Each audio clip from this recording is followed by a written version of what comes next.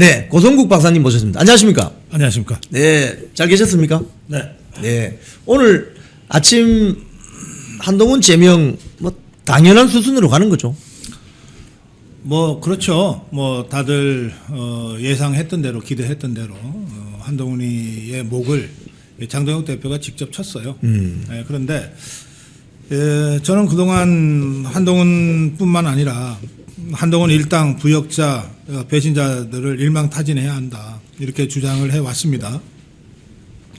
근데 막상 한동훈이가 제명되는 그 상황을 보면서 예, 뭐 즐거움 기쁨보다는 좀 마음이 좀 무거웠어요. 예, 이게 이제 우리 국민의힘의 그 역사를 보면 뭐 수많은 우여곡절을 겪고 여기까지 왔지만 최근에만 하더라도 당 대표를 지냈던 이준석이를 쫓아내지 않았습니까? 예, 그리고 또 비상대권을 갖고 휘둘렀던 김종인이의 그 배신 행각은 뭐 더 말할 것도 없고. 예, 그리고 이제 한동훈이까지 이제 그 목을 쳐버렸는데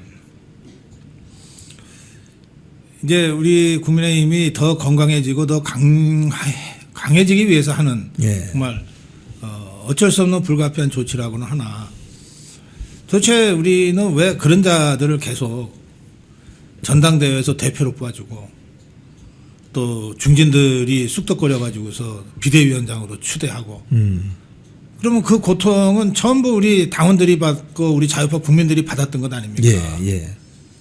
왜 이런 일들이 계속 되풀이돼야 하는지 그런 점에 대해서 국민의힘의 그 지난 역사를 돌이켜 보니까 뭐 마음이 밝고 기분 좋을 수만은 없어요. 다행히 우리가 지난 전대에서 우리 당원의 힘으로 장동혁 지도부를 출범시켰고 예. 그 장동혁 지도부가 우리 자유파 국민들과 당원들의 염원을 받들어서 이 배신자 척결을 이제 시작했기 때문에 다시 한번 힘내서 함께 나가자 이렇게 우리가 마음을 다잡고는 있습니다만 예. 정말 당 대표였던 자들을 이렇게 계속 쳐내는 이런 역사가 이제 더 이상은 되풀이되지 않기를 바랍니다. 사실 그 박사님 말씀하신 것처럼 이 당이 원래 이 족보를 쭉 보면 네, 대통령을 배출했던 당 아닙니까? 그렇습니다. 그래서 사실은 한 4, 50년 전 역사를 보면은 이 당의 당원들은 대통령을 만들어내기 위해서 주로 많이 동원이 되고 네, 또 자발적으로 나서서 하는 분도 계셨겠지만 많이 동원이 되고 이런 과정에서 초창기 뭐 소위 말해서 뭐 이승만 박정희 대통령 시기에는 정말 지도자들이 나타나서 자기가 헌신하면서 이 당을 이끌어가는 그런 측면이 많았다면 네, 그 이후에 이상하게 뭐 민주화되고 이런 과정 속에서 보면은 자기 아버지가 뭐 유력 정치인이었거나 자기 할아버지가 뭐 또는 시아버지가 뭐 유력 정치인이었거나 이런 사람들이 일종의 중진 카르텔을 만들면서 당이 약간 그 이른바 세습 정치인들이 예, 뭐 일본의 세습 정치의 폐해는 수십 년간 계속되어 온 거 잘 아실 텐데 한국에도 이 세습 정치인들이 많습니다. 그런데 이 세습 정치인들은 무슨 어릴 때부터 지 아버지 하는 그 낡고 그 구린내 나는 정치를 정치인 줄 알고 배웠던 것 예. 같아요. 뭐 따지고 보면 저 유승민이도 세습 정치인 그렇죠. 중에 하나고 예. 뭐 정진성이 같은 자도 대표적으로 세습 정치인인데 한번 생각해 보세요. 박근혜 대통령 탄핵 때 이것들이 집단적으로 박근혜 대통령 등에 칼을 꽂고 당권을 장악하려다가 실패하니까 저것들이 다 튀어나가서 만든 게 바른정당 아닙니까? 그 세습 정치인들이 그 바른정당의 거의 대부분이에요. 아, 전부 뭐 4선 5선씩 하는 편안하게 지 아버지 잘 만난 덕분에 또 박근혜 대통령 치맛자락 붙잡고 이렇게 해서 4선 5선씩 됐던 것들이 전부 배신자 그룹에 속해 있었거든요. 예, 그래서 저는 앞으로는 진짜 좀 흑수저 뭐 장동혁 대표는 본인 스스로를 무수자라고 그러던데 무수죠. 에서 땅바닥에서부터 국민들로부터 철저하게 검증받은 이 자수성가형 정말 개천에서 용나듯이 그런 사람들을 적극적으로 발굴해야 된다고 생각합니다. 우선 당장 우리가 그런 문제의식을 가지고 주목할 때 6.3 지방선거부터 우리 지난 1년 동안 그 거리에서 정말 피투성이가 돼서 싸웠던 우리 청년 정치인들, 청년 지도자들 있잖아요. 그런 사람들 제가 보기에 저 국민의힘의 4선, 5선 어떤 그 국회의원 갖다 대놔도 그들보다 훌륭합니다. 품성 좋고 능력 출중하고 또 제일 중요한 거 전투력. 저 종북주사파 개딸들에 맞서서 단 한치도 물러섬이 없이 싸우는 이 전투력을 가지고 강한 야당을 만들 수 있는 좋은 이 인재들이라고 생각하거든요.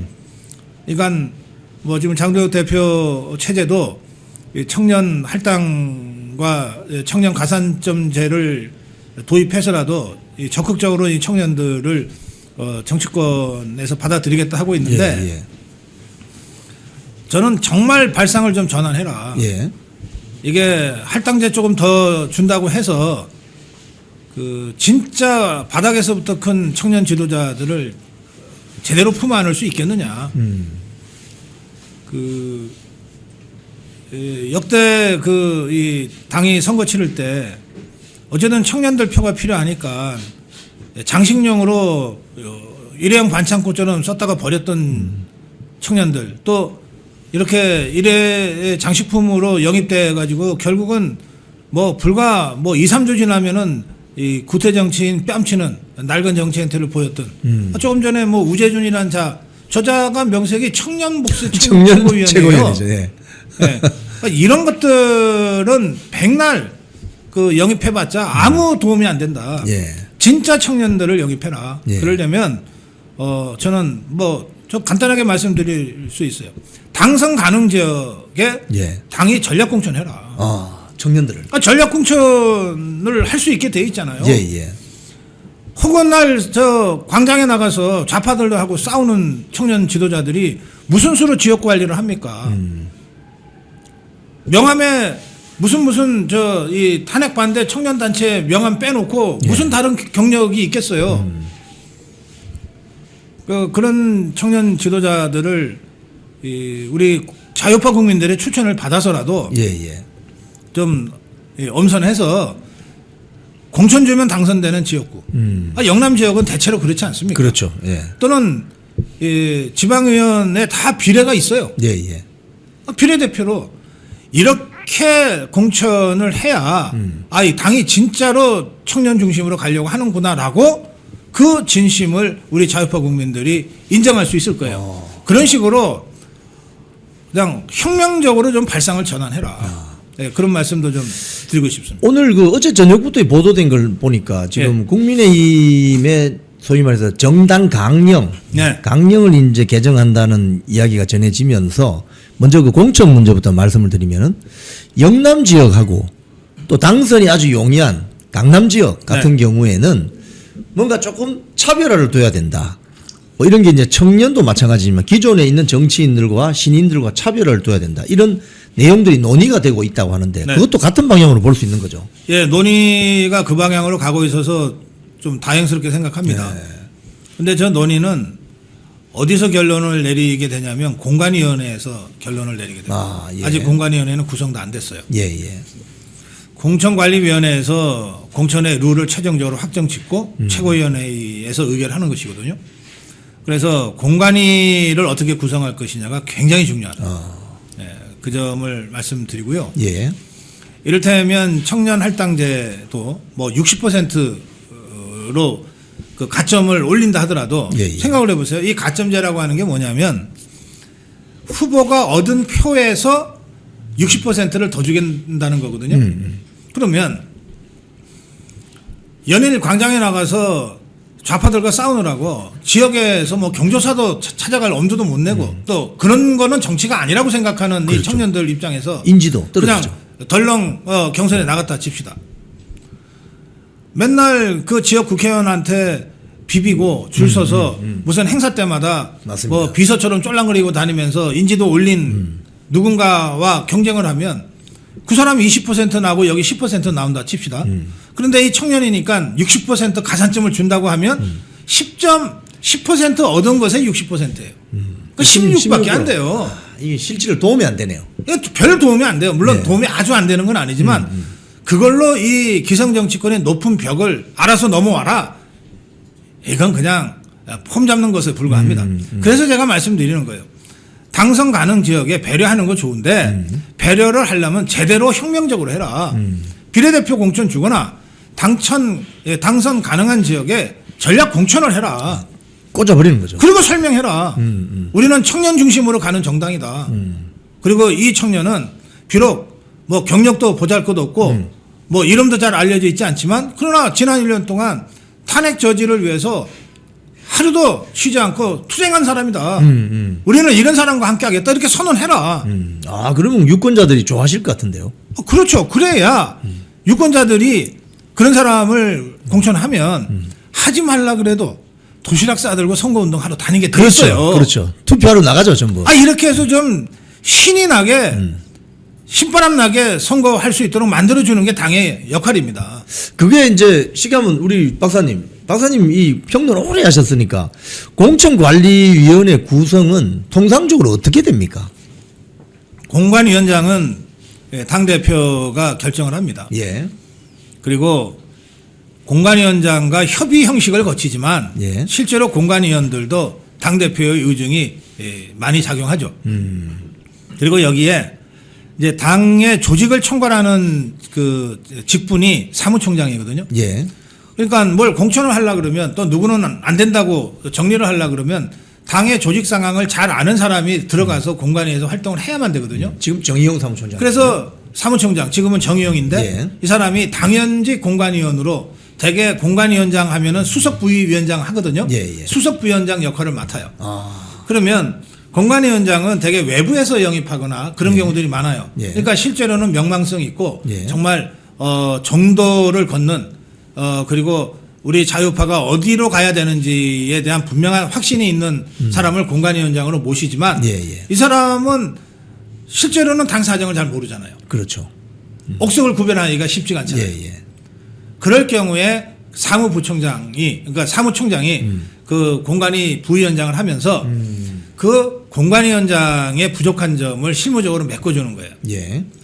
예, 그렇게 해야 당 대표가 임명하는 사무총장이 공관위의 실무를 책임져야 공관위가 어떤 공천을 하든 그 공천 결과와 당 대표가 이끄는 최고위원회가 갈등을 일으키지 않고 이견이 있어도 바로 조절이 돼요. 예, 예. 근데 이게 잘 안 되면 무슨 일이 벌어지냐? 2020년 총선 때인데 예. 황교안 대표가 김영호라는 자를 공관위원장으로 앉혔어요. 그렇죠. 예, 예. 근데 김영호가 완전히 지멋대로 나갔잖아요. 완전히 총선 말아먹었잖아요. 예. 이석연이 뭐 김세현이랑 짜고. 예, 예. 그래서 당 대표와 공관위가 충돌이 벌어진 거예요. 그러니까 선거 뭐 하나마나 막 개판이 된 거죠. 또 당시에 비례대표 정당을 어쩔 수 없이 만들어가지고 미래한국당을 만들었는데 그렇죠. 예. 거기에는 어쨌든 당이 형식상 다른 당이니까 다른 당으로 했죠. 당 대표를 한성교로 앉히고 공관위원장을 공 누구 있어요. 이렇게 했는데 저 공병호 공병호로 처음에 했는데 앉혔다가 네. 그렇지만 이건 누가 봐도 미래통합당이 모체고 이 미래통합당이 저 좌파들이 그 악법을 밀어붙이는 바람에 어쩔 수 없이 위성 정당처럼 만든 정당이니까 예, 예. 내용적으로는 미래통합당의 대표인 황교안이 사실상 공천을 해야만이 되는 상황이에요. 그렇죠. 그렇죠. 예. 그런데 한성교하고 공병호가 딴 생각을 하고서 개판으로 공천을 하는 바람에 선거 직전에 이거 처음부터 다시 했잖아요. 예, 다시 했죠. 그리고 당대표하고 공관위원장을 바꿔버렸잖아요. 그렇죠. 어쩔 수 없이. 그렇죠. 예. 그래서 원유철 들어가고 뭐 이렇게 된 거죠. 그래서 원유철이 대표하고 염동열이 사무총장하고 맞습니다. 이러면서 예. 당을 간신히 수습을 해가지고 그래서 그 정당이 1등 했잖아요. 그렇죠. 예. 비례정당 사이에서는. 그렇죠. 그렇죠. 그러니까 이 당 대표가 최종적으로 의결을 해야만이 공천이 확정됩니다. 예. 공관위는 그 최고위원회의에 올릴 공천안을 만드는 데까지거든요. 예, 예. 이 과정에서 이견이 없을 수 없잖아요. 예. 그러면 이거를 조율할 수 있어야 되는 거예요. 이게 드러나는 순간 공천 이제 내용이 되는 거예요. 어허. 이걸 조율할 수 있는 자리를 사무총장이 하는 겁니다. 그래서 아, 예. 그러니까 저는 이번에도 이 지방선거 공천은 국회의원하고 또 달라요. 예. 국회의원은 254개 지역구에다가 뭐 한 3, 40명 정도 비례대표 공천하는 걸로 끝나지만 이거는 수천 명을 공천해야 수천 되거든요. 명이죠. 예. 수천 명을 공천해야 되기 때문에 17개 광역 후보들, 그다음에 전국에 230여 개의 시장 군수, 이 정도는 당에서 직접 관리를 해야만 돼요. 그러니까 이 문제와 관련해서 장도혁 대표의 그 방향성과 의지를 정확하게 읽을 수 있는 사람들로 공관위를 구성해야 한다. 그래서 공천 과정에서 떨어지는 사람이 반발하는 것은 뭐 그건 별것 아니에요. 예, 예. 그런데 공관위와 이 최고위원회가 부딪히는 건 심각한 거거든요. 심각하죠. 적어도 이런 일은 없도록 해야 한다. 어허. 그런 기준 하에 공관위를 구성해야 된다고 말씀드립니다. 지금 통상적으로 특히 공천관리위원장을 외부에서 이렇게 모시고 올 때 네. 주로 법조인들이나 교수들을 많이 이렇게 선호하는데 그건 또 어떻게 보십니까? 그래서 성공한 경우가 별로 없어요. 아니 이게 정치지. 예. 이게 법정에서 심판하는 겁니까? 이 정치 아니에요. 예. 그러니까 이 법조인을 자꾸 모시는 경우는 그 후보자들이 뭐 보통 경쟁률이 7대1에서 10대1 정도 되거든요. 예. 그럼 이 중에 원천적으로 공천 배제해야 될 사람들, 주로 이 이 사법적으로 문제가 되는 사람들을 걸러내고 가려내는 측면에서는 법조인이 필요해요. 근데 그게 꼭 공관위원장이어야 될 이유는 없죠. 그렇죠. 예. 아니, 공관위원들이 보통 7, 8명 되는데 그 중에 바로 그런 거를 정말 매의 눈처럼 포착할 수 있는 그런 법률가 출신 한 2명만 있어도 돼요. 예, 예. 지금까지 우리 자유파 진영에서 제일 성공적인 공관위 활동을 했다고 평가받는 게 예. 김문수 공관위입니다. 그 당시에 비대위원장이 박근혜 비대위원장이었어요. 아하. 그렇군요. 그리고 박근혜 비대위원장은 김문수 공관위원장하고 별 무슨 인연도 별로 깊지가 않아요. 어떤 면에서는 김문수 당시 공관위원장은 박정희 정부에 막 반대해서 맨날 그렇죠. 대문했던 사람이니까 예, 그렇죠. 결이 안 맞는다면 안 맞는다고 할 수 있는데 당시 박근혜 비대위원장이 진짜 공천혁명을 좀 하자. 그래서 아무한테도 걸리적거리지 않는 김문수를 선택했던 것 같아요. 독립적인 사람. 예. 예. 그리고 워낙 자기가 소신을 가지면은 세게 밀어붙였어요. 예. 요즘에 김문수랑 좀 달라요. 그렇군요. 네네. 이 막 바늘로 찔려도 피도 안 나올 정도로 아주 단단한 사람이었어. 그 당시 김문수가. 이 20년 전입니다. 예. 그래서 가장 그 잘된 공천이라고 평가받게 되는 거죠. 그때 사람들 많이 날라갔겠네요, 그러면. 많이 날라갔죠. 아. 예. 근데 김문수가 날리니까 김문수한테 항의하러 가기도 어려운 거야. 예. 워낙 칼날 같아가지고. 네, 그래서 정치판에 이런 말이 있어요. 공천 원수는 평생 간다. 아, 공천 원수는 평생 간다. 네, 자기 정치 생명이 끊어지는 거니까. 예. 그래서 제가 공관위원장은 이 공천에 떨어지면 진짜 막 흉악한 짓들을 하거든요. 예. 이게 뭐 정치판에 옛날부터 내려오던 뭐 전설 같은 얘기들이 있어요. 흉기. 예, 식칼 들고 당 대표 찾아가가지고 예? 책상에 딱 칼 꽂고서 오늘 총재님하고 저하고 죽겠습니까? 뭐 이런단 말이에요. 예. 그래서 그 다음날 공천 받은 경우도 있고 아하, 예. 뭐 별의별 얘기들이 많은데 전설의 고향입니다. 거의. 칼 가지고 올 때 그래 너 찔러라 라고 버틸 정도의 배심이 있는 사람이 공관위원장을 해야 돼요. 아, 그런 배짱이 있는 사람. 그런 정도 배짱도 없이 남의 정치 생명을 쥐가 어떻게 끊겠어요. 눈치 보다 말지. 예, 그래서 공관위 구성은 쉽지 않습니다. 장동혁 대표가 그런 사람을 좀 잘 찾을 수 있겠습니까? 근데 윤민우 교수나 뭐 이호선 교수 찾아내는 거 보면은 할 수도 있을 것 같아요. 잘 찾을 거라고 생각합니다. 다만 당무위나 윤리위는 법조인이 해도 돼요. 예. 근데 공관위는 저는 법조인 쪽보다는 진짜 산전수전 다 겪고 왜 저 군에 가면 왜 특무 상사들 있잖아요. 인사계. 예? 인사계. 막 온몸에 막 저 총알 자국도 있고 막 예. 예? 그런 특수부대 예. 그 특무 상사 같은 그런 사람을 공관위원장으로 해야 된다고. 야, 그러면 그 카리스마가 넘치는데요. 아, 그러니까. 찍소리 못할 것 같은데요. 네. 자, 근데 이제 그 함께 전해진 소식이 뭐냐면 국민의힘의 새로운 당령 네. 거기에 건국이란 말이 들어가고 산업화라는 말도 들어가고 네. 또 기본소득도 폐지한다 뭐 이런 방침이 들어가는데 이건 상당히 상징적인 것들 아닙니까? 제가 이거 진짜 정색하고 진지하게 말씀드리는 건데요. 한동훈이 제명이 1 정도 되는 일이라면 예, 당원 당규와 강령 개정은 10대는 큰 일입니다. 어마어마한 일이죠. 그러니까 한동훈이 이거는 그냥 손톱 밑에 낀 때 정도로 취급하면 돼요. 예. 예, 별거 아니에요. 예. 예, 처리를 제대로 못해서 이게 큰 일처럼 돼버렸지만 아무것도 아니에요. 예. 근데 지금 정점식 사무총장이 위원장으로 있는 이 정강정책 강령 당헌당규 개정 특위에서 나온 초안이에요. 예. 그것이 이제 초안 발표를 한 게 아니라 일부 흘러나왔는데 예. 그 내용을 보면 우리가 대한민국 헌법을 보면 헌법 전문이 있잖아요. 그렇듯이 이 국민의힘의 당헌당규에도 당 강령 전문이 있거든요. 예. 예. 그거를 완전히 바꾸겠다는 거예요. 바꿔서 그 탕난이라고 있죠. 탕난. 뻐꾸기가 남의 집에다가 지 알 들어가서. 몰래 나와서 예. 그리고 다른 알들은 쫓아내고. 다 떨어뜨려서 죽이고 예. 그 탕난 짓을 전문으로 하고 있는 해운자가 김종인이라는 자. 야, 예. 이 자는 탕난 기술이 너무 현란해가지고 그 탕난 기술을 부리면서 5번이나 비례대표를 해먹은 자 아니에요. 이 자가 그 지난번에 비상대권을 딱 움켜쥐고 나서 당의 전문에 해당되는 것에 기본소득이라는 것을 넣었어요. 그렇죠. 기본소득을 정강정책의 핵심으로 넣었어요. 이재명이 기본소득. 그러니까 완전히 이 탕난 이 뻐꾸기들한테 당을 거의 사실상 뺏겼던 거죠. 예. 이번에 그거 지운다는 겁니다.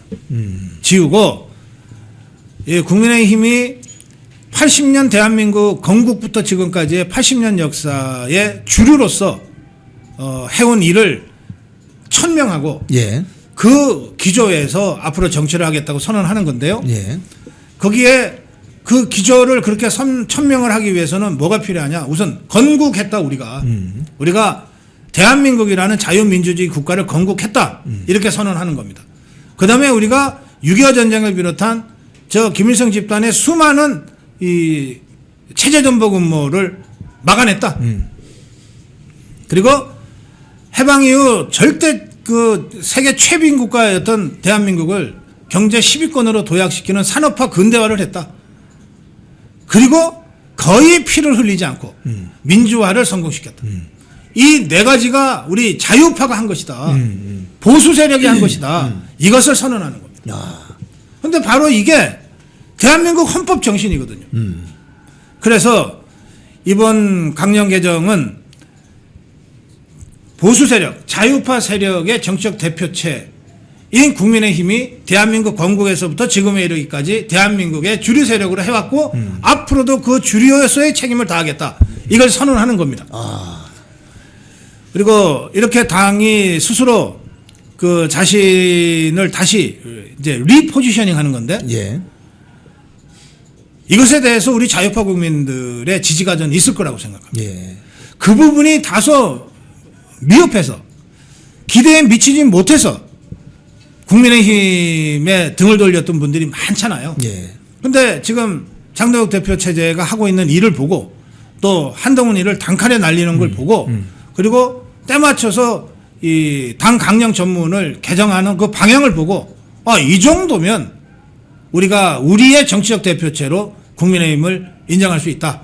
이렇게들 앞으로 생각하실 거고 예. 그래서 이것은 이 일은 한동훈이 하나 목 치는 것보다도 10배 이상 중요한 진짜로 우리 정당사에 획기적인 의미를 갖는 그런 당 강령 개정 작업이다. 저는 그렇게 평가합니다. 사실 우리가 여행을 가도 인천공항에서 비행기를 타면 이 비행기가 워싱턴 갈지 파리 갈지 뭐 런던 갈지 정하고 타지 않습니까?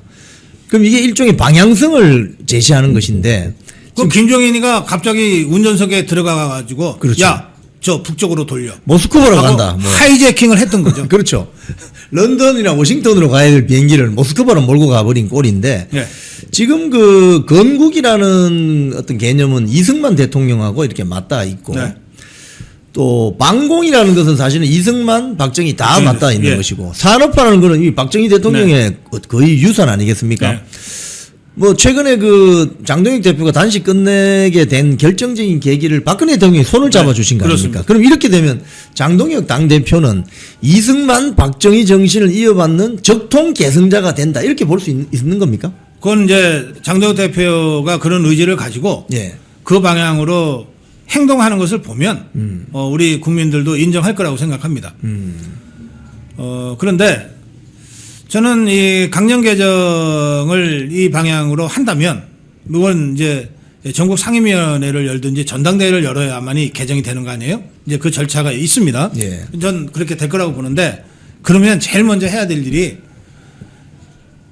건국의 이승만 대통령 그리고 근대화 산업화의 박정희 대통령 그리고 거의 피를 흘리지 않고 민주화를 이끌어내는 대역사적 대타협을 한 전두환 대통령, 노태우 대통령, 김영삼 대통령 그리고 박근혜 대통령, 윤석열 대통령까지 당사에 사진 걸어야 된다고 생각합니다. 예. 그렇지 않습니까? 그렇습니다. 예. 뭐가 그렇게 겁이 나고 쫄려서 사진조차 제대로 못 걸어요? 지금 걸려있는 사진은 이승만, 박정희, 김영삼 이 세 사람만 네. 있죠. 다 걸어야 된다고 생각합니다. 그게 우리 자유파의 그 당당한 역사를 재현하는 것이고 예. 또 잃어버린 우리 자유파의 자존심을 되찾는 일이다. 저는 그렇게 생각하기 때문에 장동혁 지도부가 이 문제에 관해서도 이게 정치라고 하는 게 기본적으로 상징적 통치행위잖아요. 그렇죠. 예. 이게 뭐 사진 하나 거는 게 뭐 그렇게 큰 일이겠느냐? 큰 일이죠. 그 그렇게 따지면 당은 당규 강령은 그 뭐 글자 몇 개 바꾸는 건데 뭐 그렇게 큰 의미를 부여하겠어요. 근데 큰 일이잖아요. 그러니까 사진 문제까지도 좀 진지하게 검토해 주시기를 바랍니다. 지금 그 중에 보면은 반공이 들어가 있단 말입니다. 네. 반공산주의. 사실 뭐 공산주의 체제는 다른 나라 같은 경우는 일본에도 공산당이 있잖아요. 예. 근데 대한민국은 공산당 정치 활동을 못 하지 않습니까? 예. 뭐 일본의 공산당하고 저 북한의 이 사이비 공산당 집단하고 또 다르죠. 예, 또 다른데. 예. 일단 대한민국은 어떻든 간에 이 공산당 정치 활동을 못 하게 되어 있는데 예. 윤석열 대통령이 이야기한 반국가 세력을 척결해야 된다. 그 정신이 사실은 반공하고도 좀 다 있고. 당연하죠. 이게 어떻게 보면은 윤어게인 주장하는 분들하고도 약간 연결이 되는 지점이 있거든요. 네. 이런 이런 면에서 반공을 본격적으로 당령에 넣겠다는 이야기는 그런 것도 좀 일맥상통한다고 볼 수 있습니까? 뭐 그렇습니다. 그러니까 윤석열 대통령이 123 계엄을 선포하면서 선포한 이유를 길게 설명한 대국민 담화 있잖아요. 예, 예. 또 그 전에 123 계엄을 선포하기 전에도 여러 차례 윤석열 대통령이 얘기한 게 있어요. 뭐냐면 야당과는 얼마든지 대화하겠다는 거예요. 그런데 대한민국 체제를 부정하는 반국가 세력하고 어떻게 대화하냐. 이들은 대화의 상대가 아니라 척결의 대상이다 이랬어요. 맞습니다. 그러면 여기서 말하는 대한민국 체제를 전복하려고 하는 그래서 우리가 척결하지 않으면 안 되는 세력 이게 공산당인데 또 북한의 조선노동당인데 이것들과 아까 일본의 공산당이 다르다 서구의 공산당이 다르다 말씀드렸는데 핵심이 두 가지가 달라요. 예. 하나는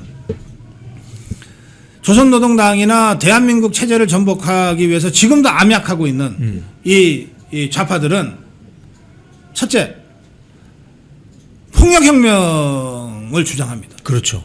예. 폭력혁명. 그렇죠. 예. 그 다음에 둘째. 그래서 이 체제 전복을 지향해요. 그러니까 이것들이 자기들이 분리하면 체제 전복한다, 폭력혁명한다는 걸 싹 감추고 제도권에 들어오기 위해서 선거도 치르고 합니다. 그렇죠, 그렇죠. 네. 그런데 실제로 그 껍데기를 벗겨놓고 보면 이것들은 기회만 오면 폭력혁명으로 대한민국 체제를 전복하려고 하는 것들이에요. 이런 것들하고는 경쟁할 수가 없죠. 이건 경쟁의 상대가 아니라 척결의 대상이죠. 이 지점이 중요하거든요. 그러니까 일본 공산당은 폭력혁명을 포기했어요. 그리고 일본이라는 자본주의 체제를 전복하겠다는 강령도 포기했어요. 그렇죠. 네. 그래서 이름은 공산당이지만 허용해 주는 거예요. 그러니까 공산당이 선거에 나오는 거예요. 그래서 의석을 뭐 조금 얻어가지고서 뭐 하는 거거든요.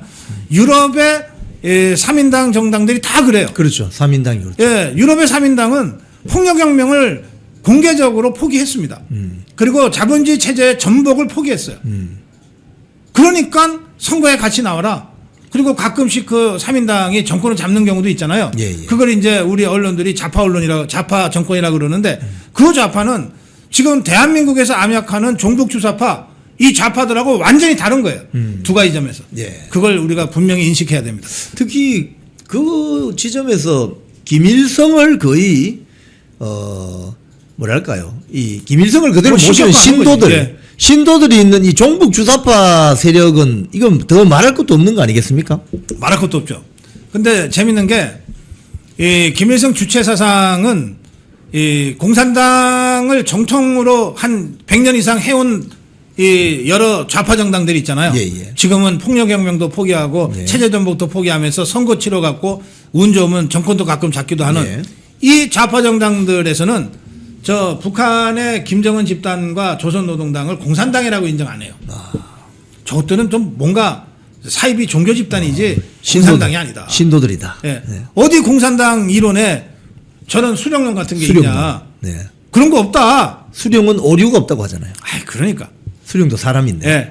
예, 그래서 저거는 공산당으로부터도 배척받고 있는 아주 희귀한 변종 사이비 이 집단입니다. 희귀한 변종. 네, 그런 측면에서 보면 장동혁 대표가 이제 앞으로 나아가는 이 새로운 국민의힘 당명도 바뀌겠잖아요. 네. 박사님 보시기에 당명은 어떤 단어들이 많이 나올 것 같습니까? 현재까지는 자유라는 단어와 공화라는 단어가 많이 나왔다 그래요. 예. 저는 당연한 일이지만 또 우리 자유파 국민들의 높은 정치의식을 잘 보여주고 있다고 생각하는데요. 예. 그러니까 자유라고 하는 것은 보수의 핵심 철학이고 가치입니다. 그러니까 쉽게 말씀드려서 한 인간의 자유는 어떤 국가 권력도 전 세계도 전 우주도 침범할 수 없는 신성불가치만 그 권리다. 이런 선언이 자유주의 핵심이에요. 전부 인권. 예. 예. 한 명 한 명이 그 자유의 주체인 거예요. 예. 그게 우리 보수 철학이거든요. 예, 예. 그러니까 이 보수주의 자유파 철학의 그 기본 단위는 개인이에요. 예. 무리지어 다니는 세력, 계층, 계급이 아니고 한 사람 한 사람의 개인이 이 역사의 주인이라고 하는 것을 선언하는 게 자유주의예요. 그렇죠. 예. 근데 저 공산당은 개인은 없어. 없죠. 덩어리죠. 거기는. 무슨 저 계층도 없어. 뭐만 있냐? 프롤레타리아 계급만 있는 거예요. 그렇죠. 이게 아주 명백한 가장 중대한 철학적 차이예요. 예. 그래 우리 자유파 보수 국민들은 한 사람의 자유로운 개인이 이 사회의 주인이고 이 우주의 주인이라고 하는 자유주의 철학을 꼭 공부를 해서가 아니라 생활 속에서 체득하고 있는 거예요. 예. 그래서 자유라는 단어가 제일 많이 나오는 거예요. 아, 그다음에 공화는 뭐냐? 공화는 이 국가의 주인이 이 개개인 한 사람 한 사람으로 이루어진 국민이 주인이라고 하는 것을 선언하는 겁니다. 공화국이라고 하는 것은 국민이 주인인 나라라는 뜻이에요. 예. 계급이 주인이 아니고 공산당이 주인이 아니고 특정 귀족들이 주인이 아니고 못났건 잘났건 장사미사 국민 한 사람 한 사람이 다 이 국가의 주인이라고 주인이다. 하는 것을 선언하는 게 공화국입니다. 아하. 그러니까 자유와 공화라는 단어가 가장 많이 나왔다고 하는 것은 예.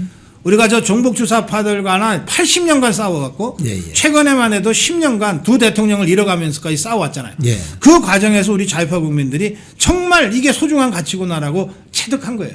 그래서 자유라는 단어와 공화라는 단어가 가장 많이 나왔기 때문에 저는 이 두 단어를 핵심으로 해서 당명을 지어야 된다고 생각합니다. 그 말씀 듣고 보니까 요번에 그 윤리위원회의 그 김종혁 출당 권고 네. 그 결정문에 보면은 네. 그 윤민우 윤리위원장 이런 표현을 해놨잖아요.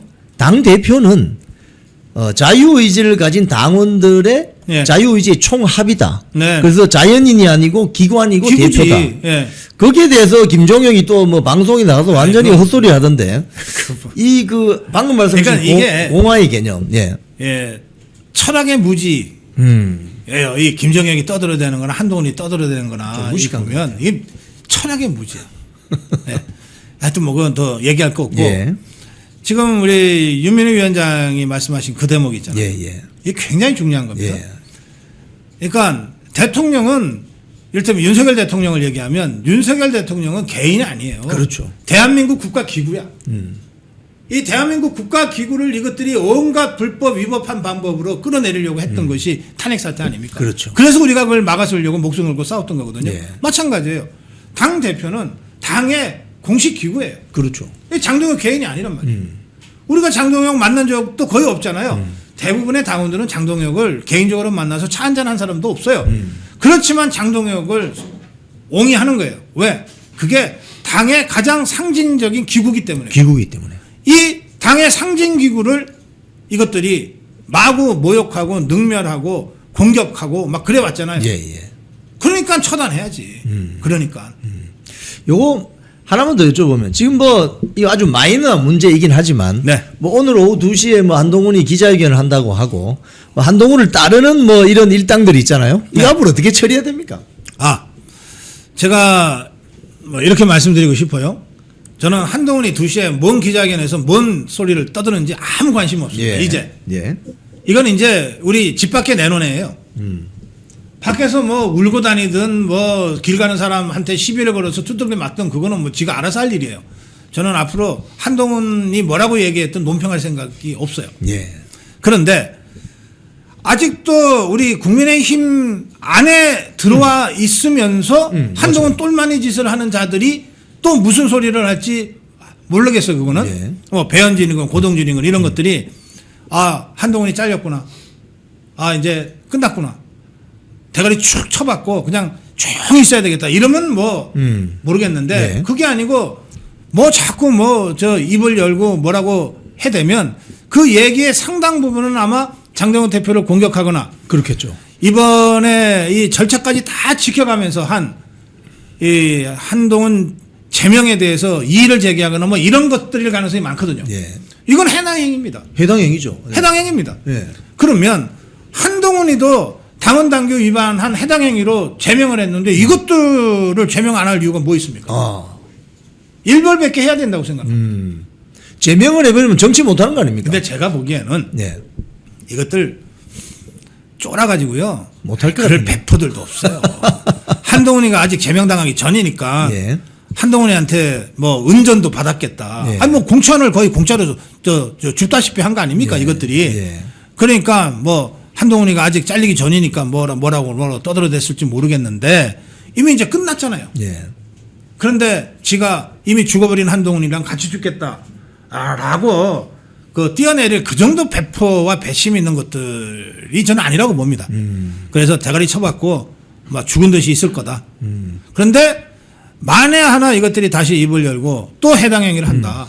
그러면 한동훈이에게 대했던 것과 똑같은 기준과 절차를 거쳐서 처벌하면 된다고 생각합니다. 만약에 탈당을 하게 되면 국회의원 배치 내려놔야 되는 거죠. 그게 비례대표하고 지역구하고 다른데요. 예. 지역구는 예. 지역구에서 지 힘으로 당선됐다. 그렇군요. 이렇기 때문에 탈당을 해도 무소속으로 의원직을 무소속으로 유지하는 거죠. 그러다가 또 다른 당에 날아가면 또 의원직 가지고 갈 수 있어요. 예. 그게 김상욱 케이스예요. 무소속으로 갔다가 민주당으로 튀는 거. 그래요. 근데 비례대표는 달라요. 비례대표는 정당에다가 투표한 거잖아요. 그렇죠. 그러니까 네 개인을 보고 투표한 게 아니야. 네 잘나서 된 거 아니야. 정당에 투표를 했으니까 이 정당에 있는 동안에만 너가 의원님을 인정해. 근데 네가 이 정당 싫어서 나간다며. 그러면 배지 내놓고 나가야지. 그래서 제명시켜달라 이런 소리야. 그래서 비례대표는 지가 지 발로 탈당해 나가면 의원직이 박탈돼요. 아하. 근데 이것들이 탈당을 하고 싶은데 의원직도 갖고 가고 싶어. 그렇죠. 그러니까 제명해 달라는 거야. 아, 그렇군요. 내 의지가 아니라 당에서 나를 쫓았기 때문에 나는 이고 싶었는데 어쩔 수 없이 쫓겨났으니까 의원직 박탈은 심하지 않냐. 이래서 그 경우에는 의원직을 유지시켜 주거든. 아, 그렇군요. 그 차이가 있군요. 그러니까 비례대표는 제명시키면 안 돼. 아, 제명시키면 안 된다. 당원권 정지시켜놔야 돼. 그렇네요. 당원권 정지가 또 있네요. 비례대표는 지역구도 없기 때문에 예, 예. 그냥 당원권 정지 한 3년 때려놓으면 그냥 살아있는 좀비야. 살아있는 좀비. 비례대표는 그렇게 처리하는 거고 예. 지역구는 예. 쫓아내요. 그러니까 더 이상 또다시 해당 행위를 하면 바로 제명 처리를 해. 그러면 자 배현진이 어딘니까 지역구가? 저기 송파구잖아요. 송파. 예. 아니 거기는 우리가 공천하면 배현진이 같은 것도 됐는데 우리가 공천하면 누구나 다 당선되는 곳이에요. 예. 배현진이 날렸다 하는 순간 100명 이상 거기 공천 받겠다고 당협위원장 하겠다고 줄 설 거예요. 그렇겠죠. 네. 간단하잖아요. 간단하네요. 네. 간단하네요. 이게 대표적인 사례가 지난 이 박근혜 대통령 탄핵 국면에서 있었어요. 예. 이때 4선 5선 것들이 전부 다 바른정당으로 갔어요. 예. 그러면서 바른정당 당대표도 막 하고 그랬어요. 그렇죠. 그 중에 정병국이라는 자가 있어요. 아, 있었죠. 그때 뭐 5선인지 6선인지 예. 하고 있었는데 당대표였어요. 그 지역이 가평, 양평이었거든요. 예. 지금 김재섭인, 김용태 있는. 아니요. 가평, 양평인데 그때는 가평, 양평인데 예. 지금은 가평은 포천으로 붙었고 아, 그렇군요. 지금은 양평은 저 여주랑 붙어 있어요. 아, 예. 거기에 당시 임명진 비대위원장이 그래 너네들 갔다 이거지 한번 맛 좀 봐라. 그리고 양평 군수 출신의 김성교를 당협위원장으로 딱 임명. 아, 김성교 의원. 예. 김성교 엄청 세거든. 예. 양평 군수하면서 워낙 호평을 받아가지고. 예. 그러니까 김성교가 당협위원장이 딱 되니까 그 다음 선거가 왔잖아요. 예. 결국 정병국이 출마를 못했어요. 겁이 나서. 해봤자 안 되거든. 해봤자 안 되니까. 네, 그런 식으로 배현진이가 뭐라고 자꾸 떠들어대면 제명. 그러면 무소속으로 있겠죠? 예. 그러면 송파을에 화끈하고 확실한 우파 당협위원장으로 줘. 그 순간 끝나는 배현진이는 그 동네에서도 얼굴 들고 못 다녀요. 끝나는군요. 예. 그러니까 알아서 기라 이 말이에요. 아, 그러면 이제 당 무서운 줄 알아라. 당은 무서운 줄 알아라. 내부에 이런 세력들 정리하는 방법은 상당한 메뉴가 다 준비되어 있군요. 아, 그럼요. 그자들의 처해 있는 상황에 따라서 다 다른 메뉴들이 있어요. 아, 이거 걱정하실 거 없어요. 종합 선물 세트로 그냥 예. 한꺼번에 정리할 수 있겠군요. 그렇습니다. 좋습니다. 자, 우리 김건희 여사 어제 그 1심 선고 좀 말씀 좀 나누죠. 아니 사실상 무죄 나온 거죠. 이러려고 특검했습니까? 야, 이거 좀 이해가 안 돼요. 저는 어제 너무 놀랐는데요, 저도. 예, 이게 그 도이치모터스, 예. 그리고 명태균 씨 관련한 예. 공천, 여론조사, 뭐 그 여론조사, 예. 이거 다 무죄 났잖아요. 무죄 났잖아요. 그러면 유죄 난 게 하나가 있어서 그것 때문에 1년 8개월을 선고했는데 그게 통일교 뭐 어쩌고 저쩌고. 빽받은 아니 거. 이거는 윤석열 대통령 정부 때는 나오지도 않았다. 나오지도 않았던 거죠. 그리고 처음에 누구예요? 민중기. 민중기. 이게 특검 맡을 때도 통일교 얘기는 별로 중요하게 다뤄지지도 그렇죠. 않았어. 예. 결국은 별건에 별건으로. 이걸로 1년 8개월 때린 거예요. 그래서 저는 이건 사실상 무죄다. 이렇게 보는 것이고요. 예. 뭐 앞으로도 1심, 2심, 3심이 있고 또 특검은 당장 입에 거품 물고 뭐 항소하겠다 그러니까 재판은 계속 될 겁니다. 예. 이 세 가지 사건 말고도 또 다른 이 재판이 2개가 더 있으니까 예. 우리가 더 지켜보긴 해야 되겠지만 저는 이 김건희 여사와 관련된 제일 중요한 혐의 2개가 무죄가 났다는 거. 이게 중요하고 이게 사실상 무죄다. 그렇죠. 그러면 여기서 끝낼 게 아니고 이 도이치모터스 또는 이 명태균 씨 여론조사 관련 의혹 이거 김건희 여사가 윤석열 대통령이 대통령 되기도 전부터 좌파들로부터 공격받았고 그렇죠. 그걸 집중적으로 공략했죠. 그리고 명태균 씨 좌파들. 관련으로는 대통령에 있는 동안에 공격을 집중적으로 네. 받았던 거 아니에요. 예. 막 몇 달씩 좌파 언론은 말할 것도 없고 보수 위장 족벌 언론들이 이걸 가지고서 그냥 맨날 막 뉴스를 만들어냈잖아요. 예, 예. 근데 이제 다 무죄야 이게. 그러면 죄 없는 사람을 마녀로 몰았다. 수년 동안, 몇 년 동안이나 몇 개월 동안 그렇게 몰았다는 거 아닙니까? 마녀 사냥이었죠. 이것들을 용서하면 됩니까? 이것들을. 그냥 무죄 때리면 그걸로 끝나는 거예요? 그럼 그 과정에서 김건희 여사 개인이 받은 고통, 윤석열 대통령이 받은 부담, 또 우리 자유우파 국민들이 받은 그 피해가 돈으로 계산할 수 없을 만큼 크잖아요. 이거를 책임을 물어야죠, 이제. 예. 민중기 특검한테 책임을 1차적으로 물어야 되겠지만 그 이전에 더 소급해서 가면 2021년에 윤석열 대통령이 이제 정치권에 막 입문할 그 무렵부터 시작된 김건희 여사에 대한 공격이잖아요. 마녀사냥 공격이잖아요. 이 공격에 가담했던 자들 전부 사법 처리해야 된다고 생각합니다. 근데 이 사법 처리는 저는 김건희 여사가 직접 고소하는 방식으로 해야 된다고 생각해요. 야, 예. 제3자가 하는 것보다는 본인이 직접. 해야 된다. 예. 재판 받으면서도 다른 사람들 기소할 수 있잖아요. 예. 재판은 재판대로 받고 예. 또 이제 무죄가 나왔으니 예. 그러면 아무 죄도 없는 나를 그렇게 마녀로 몰아서 공격하면서 이 정권을 흔들어야 됐던 이 자들에 대해서 엄중하게 사법 처리를 물어야 됩니다. 네, 그런 방식으로 이 문제를 풀어가야 됩니다. 사실 박사님 말씀하신 것처럼 이 윤석열이라는 어떤 스타 정치인이 대권에 도전하기 전부터 나왔던 이야기가 뭐 줄리부터 나온 거 아닙니까? 그러니까. 어? 줄리 어디 갔습니까 지금? 네. 그러니까 이 좌파들이 김건희 여사를 집중적으로 공격하면서 그 과정에 최재형이라는 희대의 또 목사 호손이 나타나고 최재형이 그 배우를 보니까 뭔가 북한과 연계가 있는 것 같은 네. 그런 보도도 있고 네. 이런 것들 보면 좌파들의 주 공약은 결국 윤석열 정권 탄핵시키기 위해서 김건희 여사를 마녀 사냥했다. 그렇습니다. 예. 이렇게 볼 수 있는 거 아닙니까? 그 이해창 후보가 두 번이나 대선 다 이긴다던 대선에서 두 번 다 졌는데 예, 이회창. 예, 이회창 예, 창. 그때 두 번 다 다 이겼던 선거를 잃었던 거가 병풍 사건 때문이었어요. 그렇죠. 김대엽. 김대엽이 예. 이자가 사기꾼이었다고 하는 건 그 후에 드러났어요. 그렇죠. 그래서 이자 감옥에 갔거든요. 예. 너무 늦었어요. 사법 처리가. 이미 다 판 끝난 다음에 김대엽이 하나 뭐 몇 년 감옥에 쳐 넣는다고 해서 우리 자유파와 대한민국이 잃어버린 8년, 10년입니다. 예. 김대중이한테 5년 뺏기고 노무현한테 5년 뺏겼잖아요. 이게 보상이 됩니까? 복원이 됩니까? 그러니까 저는 다 끝난 다음에 이건 너무 늦다. 지금 시작해야 된다. 김건희 여사가 이렇게 정말 아무 죄도 없이 이 마녀 사냥 몰이를 수년간 당해왔는데 그 마녀 사냥을 했던 자들이 있잖아요. 예, 예. 지금도 이것들이 큰 소리 치고 있잖아요. 예. 정권 탈취하고 나서 이것들 하나하나를 사법 처리하는 방식으로 대응해 가야 한다. 지금까지는 워낙 창졸간에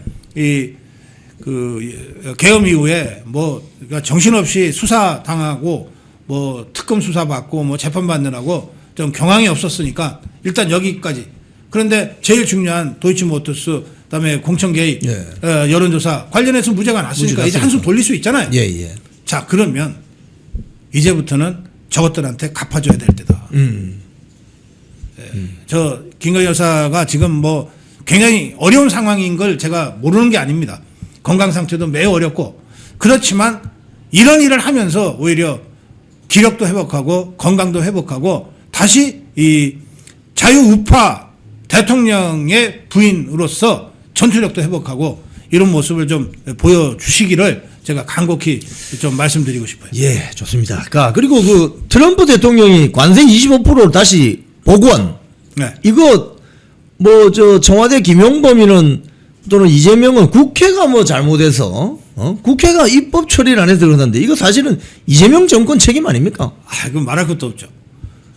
이미 트럼프 대통령이 이재명이 직접 불러서 야단쳤고 예. 또 벤스 부통령이 김민석이 직접 불러서 경고했어요. 경고했죠. 그러면 이 트럼프 대통령의 경고 또 벤스 부통령의 경고 이게 세 가지예요. 첫째는 트럼프 대통령이 이재명이 불러놓고 직접 얘기했잖아요. 미치광이 잭 스미스. 잭 스미스. 이 미치광이 잭 스미스 같은 이 사냥개 세 마리 이 3대 특검 풀어놓고 윤석열 대통령을 이렇게 반인권 반인륜적으로 탄압할 수 있느냐. 이거 얘기한 거 아닙니까? 예. 그 문제. 예. 두 번째는 종교 탄압. 예. 그다음에 세 번째는 이 쿠팡. 예. 또 구글 같은 미국의 빅테크 기업들에 예. 대한 차별. 탄압과 차별. 이 세 가지거든요. 예. 그런데 보세요. 자, 트럼프 대통령 입장에서 한번 보십시오.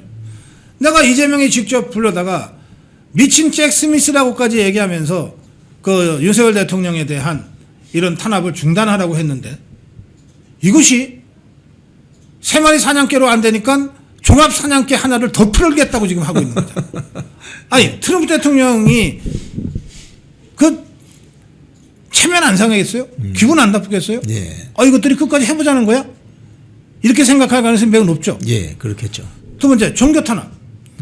소년보 목사 감옥에 가뒀다. 이건 말이 되느냐? 하고 경고를 했는데 이것들이 소년보 한 사람으로 부족한가 보다 하고 전광훈 목사까지 감옥에 집어넣었잖아요. 종교 탄압. 자, 그러면 미국의 대통령이건 미국 조야 정치인들이 보기에 어떻게 보겠어요?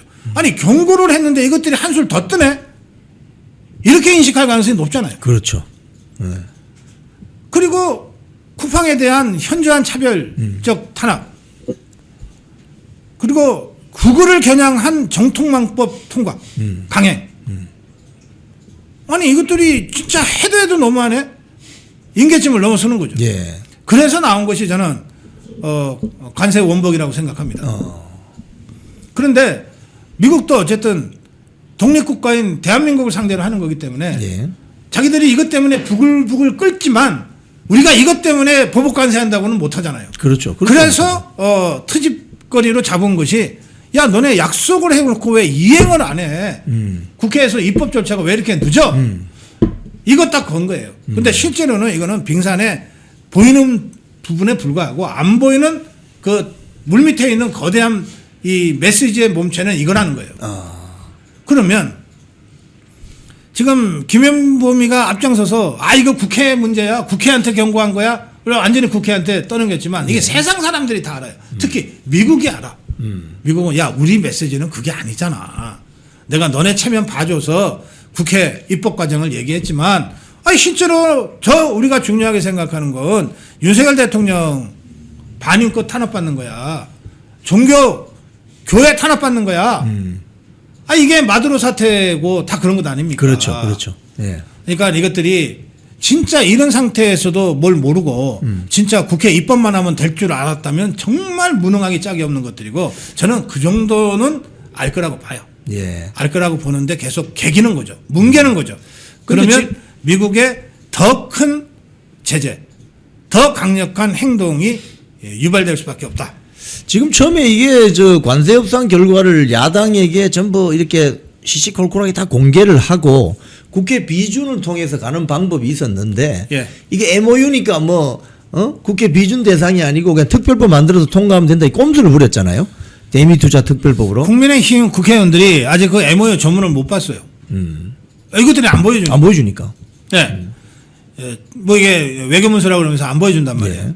근데 실제로 이 팩트시트가 안에 무슨 내용이 들어가 있는지는 그러니까 국민의힘 의원들은 모르죠. 모르죠. 더불어민주당 것들도 잘 모를 거예요. 예. 아는 사람 몇 명 있을지 모르지만. 예. 근데 거기에 뭐 쌀 시장 문제, 소고기 시장 문제가 있는지 없는지는 아무도 모르잖아요. 그래서 전에 캐롤라인 레빗이 쌀이 있다고 그랬잖아요. 그러니까 네. 저쪽에서 있다 그러는데 여기서는 없다 그러니까 그러면 MOU 문서를 보자 이거 아닙니까? 자신 있고 당당하면 왜 이걸 안 보여줘요? 그런데 이 비준 문제는 뭐냐면 예. 간단해요. 아니 국회 동의 비준, 국회 비준 동의 이것도 지것들이 190석이나 갖고 있으니까 그냥 상정해서 딱 두드리면 끝나요. 끝나죠. 아무것도 아니야. 근데 왜 국회 이 동의 비준을 저렇게 못하냐? 공개를 해야 되거든. 그러니까요. 내용을 다 까야 되니까. 일단 본회의에서 두드리기 전에 MOU 내용이 이겁니다라고 공개를 해줘야 될 거 아니야. 공개하는 순간 판도라의 상자가 열린다고 저것들이 생각하는 것 같아요. 무슨 내용이 있는지 저는 모르지만 그래서 쫄아서 지금 공개를 못하니까 국회 그 비준동의 절차를 밟으려면 공개를 안 할 수가 없는데 그렇죠. 요걸 어떻게 공개 안 하고 꼼수로 가는 방법이 없나 해서 특별법으로 가는 거거든요.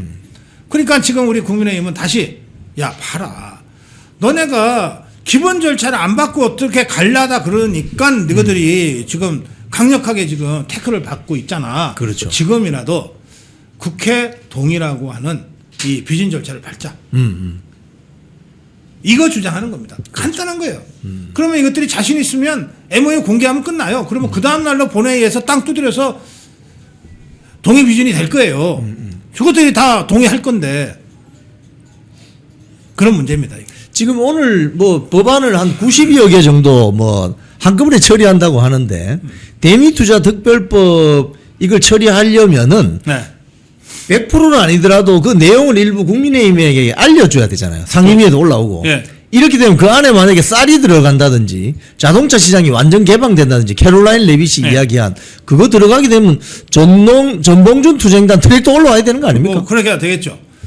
근데 이게 저것들이 법사위원장까지 다 가져갔는데 네. 그러면서 우리 국민의힘 쪽에다가 뭘 안 줄 수는 없어서 골치 아프고 재미도 없는 재경위를 줬어요. 거기 더 걸리네. 네.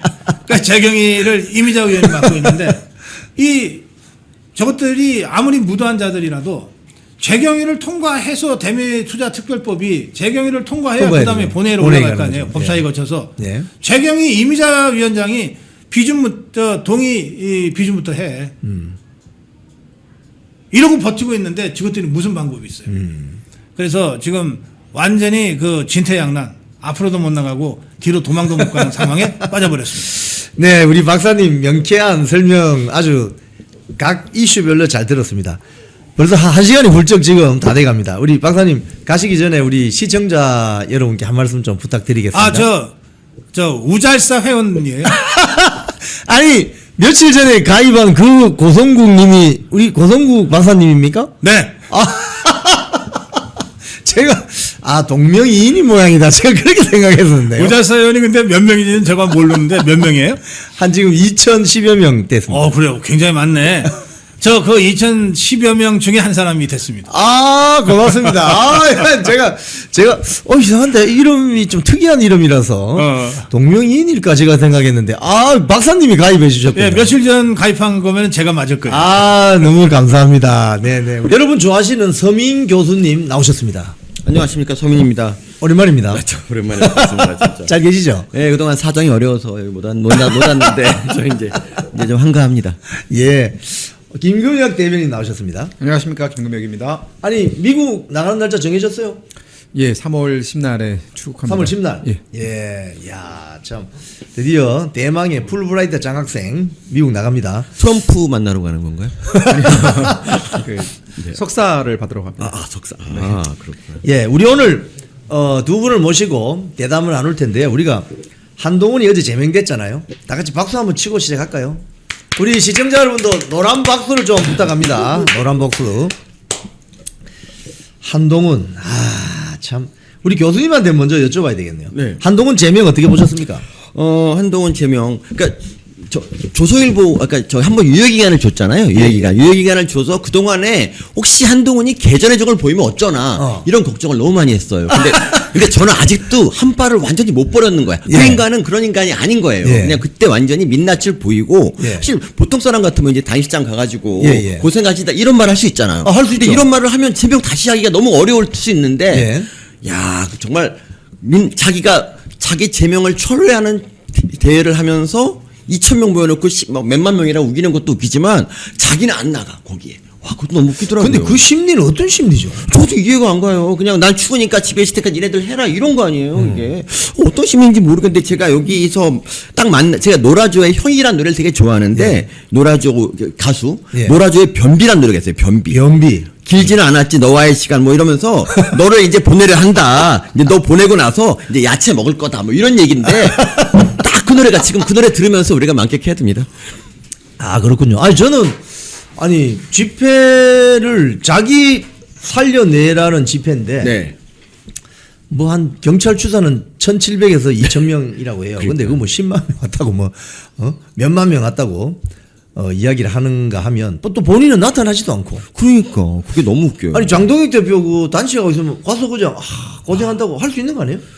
그러니까 사실은 한동훈 전 대표의 이젠 뭐 전 대표도 아니죠. 이제 한동훈 변호사라고 칭하겠습니다. 네. 이 정치력이 얼마나 얕은지를 이번에 좀 다시 드러낸 것 같아요. 그러니까 주변에서 그나마 정치를 좀 오래 경험하신 분들은 한 사람 같이 다 비슷한 조언을 했거든요. 이번이 마지막 기회다. 가서 장동혁 대표와 손을 잡는 그림을 연출하면 한동훈 전 대표한테도 이제 길이 열릴 거다라는 얘기를 했지만 본인은 그러니까 이런 생각인 거죠. 자기 예전에 스텝이었던 사람한테 내가 가서 어떻게 머리를 굽히냐. 그러니까 그런 약간의 검사적인 마인드 그리고 옛날에 그 약간의 그 엘리트적인 마인드를 버리지 못해가지고 그러지 못했거든요. 그러니까 사과를 할 때에도 사과라고 표현을 안 하고 뭐 약간 유감 뭐 송구하다라고 했잖아요. 송구하다. 그러니까 그것도 사실은 그냥 시원하게 사과합니다. 머리를 박고 이렇게 하면 사람들이 아 그래 사과를 진정성이 있네 이러고 좀 봐줄 텐데 그게 아니라 이게 뭐 사과를 하는 건지 안 하는 건지도 모르게 애매하게 하고 본인은 했다라고 주장을 하고 그러니까 이게 사람들 앞에서 머리를 숙이는 걸 굉장히 싫어하는 사람이구나라는 느꼈고요. 그리고 그런 마인드를 아까 기자님께서 이해를 못 하신다라고 했는데 예. 이해 못 할 수밖에 없어요. 그건 우파의 감성이 아니거든요. 이건 그냥 전형적인 좌파의 감성입니다. 아하. 조국 시위에 조국을 우리가 뭐 예를 들어서 설명을 하면 조국 지키겠다고 막 그때 막 아줌마들이 나가서 막 물티슈로 차 닦고 막 그랬잖아요. 아, 그런 적 있었죠. 네. 예. 근데 조국은 그 사람들을 자기 동지로 볼까요? 그렇게 안 봅니다. 그냥 내 지지자들, 나를 추앙하는 사람들로 보지. 신도들로 보네. 그렇죠. 자기와 어떤 눈높이를 맞추고 뭐 의견을 교환하고 뭔가 밥을 같이 먹을 수 있는 그런 동지를 보지 않는다라는 거고요. 한동훈 전 대표도 마찬가지입니다. 지금 주변에서 자기한테 조언을 해주고 있는 사람들을 자기와 똑같은 길을 가는 사람들을 보지 않고 다 내 스텝 혹은 내 수화로 보기 때문에 저런 고자세가 나오는 거고 저런 자세가 과연 판사님 앞에 갔을 때도 유지가 되는지 좀 궁금합니다. 아니 교수님, 저 한동훈이 대학 시절에 네. 그 신입생 시절에 이제 같은 반 애들 만나서 했다는 말이 전해지잖아요. 아, 나 강남 8학군인데 그 부담 갖지 말고 좀 잘 지내자. 그 심리 비스무리한 것 같은데요. 그러니까 근데 그렇게 자랐다고 해서 다 저렇게 되진 않습니다. 저기 그 그렇죠. 8학군 중에서도 저 정도 인성을 가지기까지는 본인이 뭔가 특수훈련을 받아야 될 정도가 아닌가 생각이 드는 게 일단 사과할 때도 마찬가지잖아요. 사과할 때도 그 사실 조선일보가 좀 사과할 기회를 만들어줘서 맞아요. 예, 사과를 한 건데 그러면 사과를 시원하게 되는데 이건 정치 보복이고 조작이다. 이런 말은 자기 잘못한 게 없다는 뜻이잖아요. 근데 뭐가 송구합니까? 송구한 게 없는 거죠. 그러면 그리고 거기다가 한동훈이나 조국이랑 아까 말씀하신 것처럼 조국이나 한동훈 비슷한 점이 뭐냐면 조국이나 한동훈 둘 다 자기 지지자들을 동원의 대상 또는 이제 거기 돈 빨아먹는 대상으로밖에 안 보는 거예요. 그러니까 조국 같은 경우는 자기가 책 내서 그렇게 책을 몇십만 권을 팔아먹고 영치금 받아먹고 자기 딸, 자기 마누라 이렇게 다 받아먹었잖아요. 근데 한동훈도 마찬가지잖아요. 아니 그 같지도 않은 이 한 컷 같은 책은 정말 의미가 없는 책인데 이런 책을 내서 또 돈을 빨아먹고 자기 지지자 자기는 안 나가고 지지자 추운데 동원시키는 이게 딱 조국 마인드예요. 그러니까 조국과 한동훈은 너무 똑같은 애들이다. 너무 닮았다. 다 아니 저 뭐 2월 8일인가 뭐 콘서트 하는데 네. 그 잠실 뭐 체육관에서 네. R석이 뭐 거의 10만 원 가까이 되던데. 그러니까 조국이나 한동훈 모두 자기가 잘생겼다는 그런 자뻑이 있어요. 그러니까 사실 뭐 냉정하게 평가하면 조국이 조금 난데 한동훈보다는 난데 어쨌든 간에 둘 다 이 얼굴 잘생겼다는 이거 하나로 여자들 팬이 되게 많고 지난번 콘서트 때도 여자들만 주로 오잖아요. 그리고 사실 그리고 뭐 마치 그 한동훈은 자기 제명하면은 뭐 마치 당이 끝장날 것처럼 얘기하는데 사실 여론조사 결과는 한동훈 제명 잘했다는 쪽이 더 많고요. 그렇죠. 지지율도 또 오르고 막 그러잖아요. 이런 거에 대해서 애들이 좀 할 말이 없는 거잖아요. 그럼 뭔가 여기 답을 좀 내야 되는데 사실 저도 이제 개인적으로 한동훈이 2007년 8년 부산지검 특수부 검사 시절에 제가 거기 출입 기자였습니다. 네. 네, 거기서 봤어요. 네. 봤는데 그 뒤에 이제 제가 총선 예비후보로 뛰면서 그때 이제 비대위원장이었잖아요. 네. 그래서 많은 사람들이 한동훈이 나타나면 뭐 셀카도 찍어주고 네. 하니까 막 따라다니고 막 환호를 지르고 했지 않습니까? 네. 근데 당대표 될 때까지 많은 분들이 그 정체, 본질을 간파하지 못했던 것 같아요. 그게 어떤 고도의 어떤 위장술이나 어떤 그런 게 넘어간 건지 어떤 분들은 이 댓글 남기는 거 보면 내가 그 손가락에 장을 지지고 싶다 뭐 이런 분도 있단 말이에요. 그건 어떻게 보십니까? 저도 손가락에 장을 지져야 될 것 같은데. 네, 저도 한동훈 전 대표를 찍었던 사람입니다. 예. 그러니까 이게 한동훈 전 대표가 처음 등장했을 때의 그 여러 가지 뭐 동료 시민이라든가 이런 단어들은 우리 우파 진영에서는 한 번도 사용되지 않는 단어 혹은 그 사람이 얘기하는 그런 컨셉들이라든가 혹은 지금은 많은 사람들이 한동훈은 보수주의를 말하는 사람이 아니었다라고 하지만 그때까지만 하더라도 그게 좀 신선하게 느껴졌거든요. 그러다 보니까 사람들이 이건 좀 다른데 이러면서 약간의 그런 어떤 호응이 좀 있었는데 시간이 지나면서 한동훈이 계속 얘기하는 예를 들어서 김건희 여사 특검 관련해서도 한동훈이 당대표이던 시절에 어떻게 얘기했습니까? 이 검사가 이 수사를 하는 데 있어서 법리와 원칙에 입각해서 수사를 하는 게 아니라 국민 눈높이에 맞게 수사를 하라라는 그런 말들을 했었거든요. 그러니까 그런 게 사실은 아무리 내가 사람이 밉고 저 사람을 처벌을 주고 싶어도 처벌을 할 수 있는 건 내 감정이 아니라 법에 의해서 하는 거 아닙니까? 근데 그 국민 감정에 맞춰서 해라 이런 것들은 사실은 굉장히 잘못된 짓이거든요. 근데 그런 행태가 반복이 되면서 우파가 아니구나. 라는 생각을 들었던 것이고, 그리고 지금 아까 외모 얘기가 잠깐 나왔었는데 저는 한동훈 전 대표가 장동혁 대표에 대해서 여러 가지 자격지심이 이미 좀 있다고 생각이 들어요. 키도 장동혁 대표가 더 큽니다. 그리고 그렇군요. 살 빠진 거 보면 장동혁 대표가 훨씬 잘생겼어요. 저는 물론 외모로 사람을 평가하지는 않습니다만 한동훈은 외모가 전부인 사람 아닙니까 지금. 근데 그 전부 자기가 무기라고 생각하는 그 외모 자체도 장동혁 대표한테 안 되기 때문에 지금 저렇게까지 감정 섞인 그런 불만이라든가 혹은 자격지심을 좀 보이고 있는 것 아닌가, 좀 안쓰럽다 이런 생각도 지금 들어요. 속보가 하나 들어왔습니다. 우리 손영보 목사님에 대한 1심 선고가 내려졌는데 네. 지금 징역 6개월에 집행유예 1년. 그래서 오늘 석방이 되실 것 같은데요. 지금 관련 내용들이 석방됐다고 일단 나왔네요. 야, 정말 손현보 목사님이 정말 감옥에서 고생하셨습니다. 미국이 살렸네요. 지금 사실은 이거 저 트럼프 대통령이나 네. 벤스 부통령이 아니 왜 손현보 목사님 왜 구속시키냐. 그러니까. 뭐 이런 지금 강한 지금 질타가 있었는데 결국은 보세요. 이게 이 재판부가 눈치 보고 이제 아니 진작에 풀어주지. 그러니까. 참. 요 관련 소식은 또 추가로 들어온 대로 또 설명을 또 드리겠습니다. 근데 교수님, 저는 이런 생각도 들어요. 그때 당시에 왜 이 많은 우파 지지자들이 한동훈에게 일부 뭐 우리 속았다고 치고 결과적으로 속았다고 치고 열광했느냐. 국민의힘에 소위 말해서 기존에 정치했던 사람들이 너무 구태 정치인들이 너무 많아서 아주 젊은 친구 하나 나타났네. 저 좀 찍어줘야 되겠다. 이렇게 생각한 반발 심리도 있지 않습니까? 뭐 그런 것도 없지 않죠. 근데 이제 그 당시에 우리의 희망이 윤석열 전 대통령이었지 않습니까? 근데 윤 대통령의 하고 친한 사람이다. 이 후광 효과가 저는 더 컸다고 봅니다. 사실 그러니까 지금까지 보면은 장동혁 대표 같은 경우 혼자 힘으로 성장했고 이 자리까지 왔는데 한동훈 대표는 사실 윤석열의 20년 동지라는 것 때문에 그래서 그것 때문에 민주당이 한동훈을 공격했고 그게 채널A 사건이잖아요. 그렇죠. 그때 이제 한동훈이 사람들한테 이렇게 훌륭한 검사가 있나. 그러니까 솔직히 말빨은 좀 있잖아요. 그 말빨에 우리가 홀랑 넘어갔죠. 근데 그 말빨은 사실 알고 보면 정신이 없는 상태에서 그냥 거칠애 같은 것인데 우리가 거기에 넘어가서 이제 차기 대통령 한동훈 이런 생각을 좀 했던 것도 있어요. 맞아요. 그리고 또 법무장관 이 파격 발탁 이거는 정말 윤 대통령이 한동훈을 거의 만들어줬고 그 법무장관이란 자리에서 한동훈이 사실 민주당의 그 수준 낮은 질문들에 맞받아치는 이런 걸로 인기를 모았잖아요. 맞아요. 그것이 오늘의 그 한동훈인데 그다음에 결국 총선 개 박살나고 거기서 이제 물러났어야 되는데 거기서 추하게 당대표 다시 나가서 이게 이재명이 하던 짓이거든요. 이게 딱. 근데 이렇게 해서 결국 이제 추하게 결국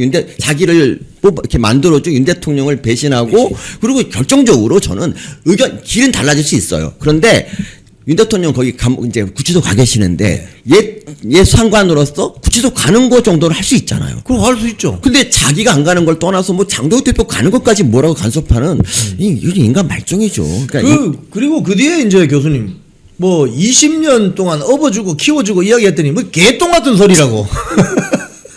그러니까 너무 사람이 은혜를 모르고 그러니까 얼굴로만 정치하는 거는 조국이랑 같이 당 만들면 딱 좋겠다 생각이 들어요. 조국혁신당이 한동훈하고 합당해서 지금 친한계가 이해가 안 가는 게 자기들 말대로 10만 명이 거기 모인 게 맞다면 거기서 당원 가입서 받아가지고 5천 명 넘으면 정당 가능하잖아요. 정당 새로 만들면 되는데 왜 이 당에 극우 정당이라고 하는 그 정당에 왜 계속 달라붙어 있는지 정말 변비 같은 인간이에요. 김근영 보좌관님, 변비 같은 인간들 어제 뭐 기자회견도 하고 막 하던데 제가 어제 카운팅을 다 해봤거든요.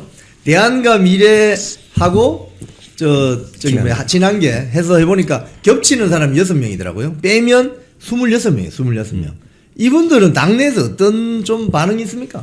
저는 뭐 찻잔 속의 태풍 정도에 그칠 거다라는 생각이 들었고요. 어제는 아무래도 제명 당일이다 보니까 제명 결정이 내려진 당일이다 보니까 뭐 여러 가지 종류의 반발이 있을 거라고 생각이 들었는데요. 시간이 지나면서 아마 이합 집산이 이루어질 겁니다. 그리고 대부분은 아까 서민 교수님께서 잘 지적을 해주셨지만 한동훈 전 대표를 따라 나갈 수 있는 용기가 없는 사람들이거든요. 그렇죠. 저는 그 사람들을 대부분 피일부로 평가합니다. 그냥 피일부예요. 그러니까 지금 자기들이 모시던 주군이 나가게 되니까 여기에 대해서 알리바이를 하는 거죠. 나 반발 한번 해줬다 이 정도고 이제 곧 지방선거 국면이고 조강특위가 남아 있습니다.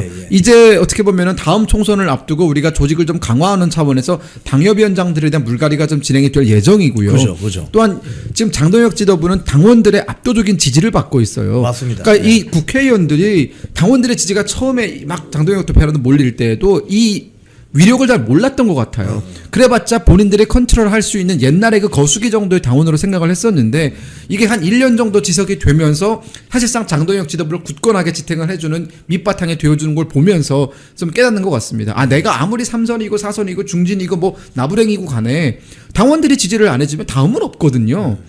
지금 당장 오세훈 서울시장 같은 경우에도 어제 그 얘기했다가 당원들한테 지금 엄청나게 혼나고 있잖아요. 아니 이러면 경선 통과 어려워집니다. 내가 아무리 정책으로 거창한 꿈이 있어도 대의민주주의자에서 당원이 선택을 안 해주면 뭐 어떻게 합니까 그거를? 아니 교수님, 네. 우리 그 대한민국 정치사에서 네. 그동안 이 국민의힘 계열이라고 하면 이제 보수우파 정당이잖아요. 그렇죠.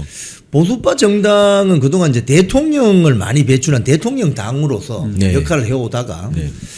DJ 정권 이후에 이제 DJ 노무현, 문재인 그리고 이제 이재명까지 이렇게 이제 여야가 이제 한 번씩 교체되는 이런 상황이 왔는데 여전히 그 국민의힘 계열에 있는 좀 오래 되신 분들은 네. 여전히 우리가 대통령 당이다, 우리가 대한민국의 주류다라고 착각하시는 것 같은데 네. 지금 이 당의 어떤 권한 같은 것이 네. 소위 말해서 그들만의 리그 속에 그들이 아니라 이제 당원 쪽으로 이게 큰 권력 파워 시프트가 이렇게 움직이는 거 그런 현상이 빚어지는 거 아닙니까? 예, 그러니까 현실은 그렇게 변하고 있는데, 네. 그러니까 뭐 조중동을 비롯해서 그 보수 원로 분들은 그걸 잘 모르는 것 같아요. 그러니까 그 사람들 말은 말은 이거예요. 그냥 보수 애들은 우리가 어떻게 해도 우리를 찍을 것이다. 우리는 중도만 신경 쓰면 된다라고 생각해서 계속 중도 타령만 하고 이러다 뭐 우리 다 죽는다 이런 말 하면서 괜히 이제 막 그 중도를 모아야 된다고 얘기를 하고 이게 한동훈하고 정확하게 일치하는 거고 한동훈은 어쩌면 이 낡은 보수 이미지에서 좀 벗어난 그런 사람이라고 이제 걔네들 그렇죠, 그러니까 그렇죠. 보수 원로들은 그렇게 메시아처럼 봐줄 수 있어요. 그래서 사실 그 사람들은 진짜 그 보수 원로들이 책임이 좀 큰 게 뭐냐면 친한계들이 계속 당의 내부 총질을 그렇게 하던 시절에는 아무 말도 않고 그냥 그때 오히려 뭐 한동훈은 뭐 구조선의 선장이다 이렇게까지 뭐 하다가 나중에 이제 해당행위에서 잘리니까 이제 왜 잘랐냐라고 뭐라 그러는 거. 당의 원로는 그러면 안 됩니다. 당의 원로는 한동훈한테 그러면 안 된다고 사과하라고 얘기하고 내부 총질 그만하고 민주당과 싸우라고 얘기해야 되는데 그때는 한마디도 안 하다가 왜 한동훈 자르고 맞아. 우리가 지금 민주당과 싸워야 되는데 왜 한동훈을 자르느냐. 사실 한동훈 때문에 민주당에 못 싸운 거예요. 사실 그동안에. 그렇죠. 근데 너무 당의 원로란 사람들도 그렇고 진짜 그 우재준도 마찬가지입니다. 우재준 그 인간도 그러니까 최고위원 됐으면 아니 그러니까 최고위원 됐으면 당의 입장에서 좀 봐야 되는데 맞아요. 여전히 친한계의 입장에서 벗어나지 못하고 있고 그러니까 한동훈이 꽂은 사람들이 되게 이런 식의 뭐 한지아, 김혜지 뭐 마찬가지고 정연호 의원도 진짜 한심하죠. 진짜 정연호 의원을 왜 꽂았는지 알겠더라고요. 이럴 때 써먹으려고 하는 거고 거기에 충실하게 기능하는 겁니다. 이 사람은 국민의힘 당원이 아니라 그냥 한동훈의 꼬봉이에요 지금도. 신도들. 예. 아마도 어제 그 한동훈 제명 철회하라 그리고 장동혁 대표 사퇴하라고 주장한 분들은 네.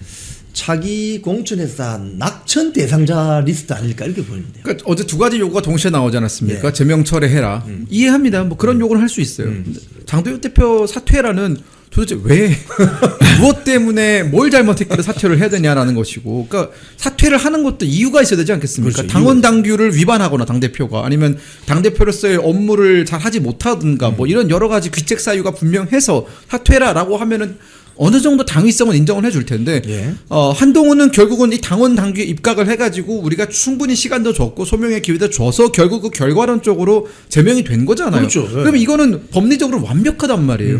근데 그거에 대해서 할 일을 했다라고 해서 사퇴를 해라라고 하는 것은 이분들의 정신 세계가 지금 얼마나 뒤떨어져 있는지 당원들과 지금 당 지도부와 우리는 앞으로 나아가려고 하는데 이 사람들은 여전히 그 한동훈 그 약간의 신봉주의에 갇혀가지고 한 발짝도 못 나가고 좀 있다라고 저는 보고 있고요. 어제 우재준 의원 저도 좀 비판하고 싶은 게 우재준 청년 최고 아닙니까? 예. 그리고 우리가 보통 그 한동훈 전 대표 제명안은 비공개 회의 때 했단 말이에요. 아니 그게 왜 비공개예요?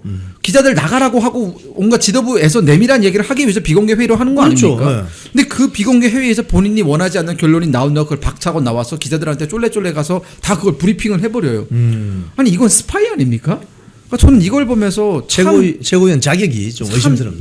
최고위원 자격을 떠나서 너무 철없는 것 같아요. 예, 아주 예. 중학생 같습니다. 예. 아니 이번에 또 우리가 이 뭐 복귀를 한번 해보면 네. 좋은 게 처음에 이제 그 당무감사위원회 네. 이호선 위원장이 이제 감사를 해서 네. 윤리위원회 윤민우 교수 쪽으로 토스를 했습니다. 네. 그리고 윤민우 교수가 바로 강력한 스파이크로 때렸는데 이제 네. 제명 처분 권고가 나왔는데 한동훈 같은 경우는 자기가 당대표 됐을 때 윤리위원장 바로 바꿔버리고 그랬잖아요. 그렇죠. 근데 장동혁 대표는 10일간의 소명 기회를 줬습니다. 네. 그랬더니 많은 우파 지지자들이 이게 또 안 자르려고 하는 거 아니냐, 이거 왜 이렇게 또 그러니까요. 지연시키냐 이런 막 그 지적이 나왔거든요. 네. 저도 방송에서 그게 아니고 네.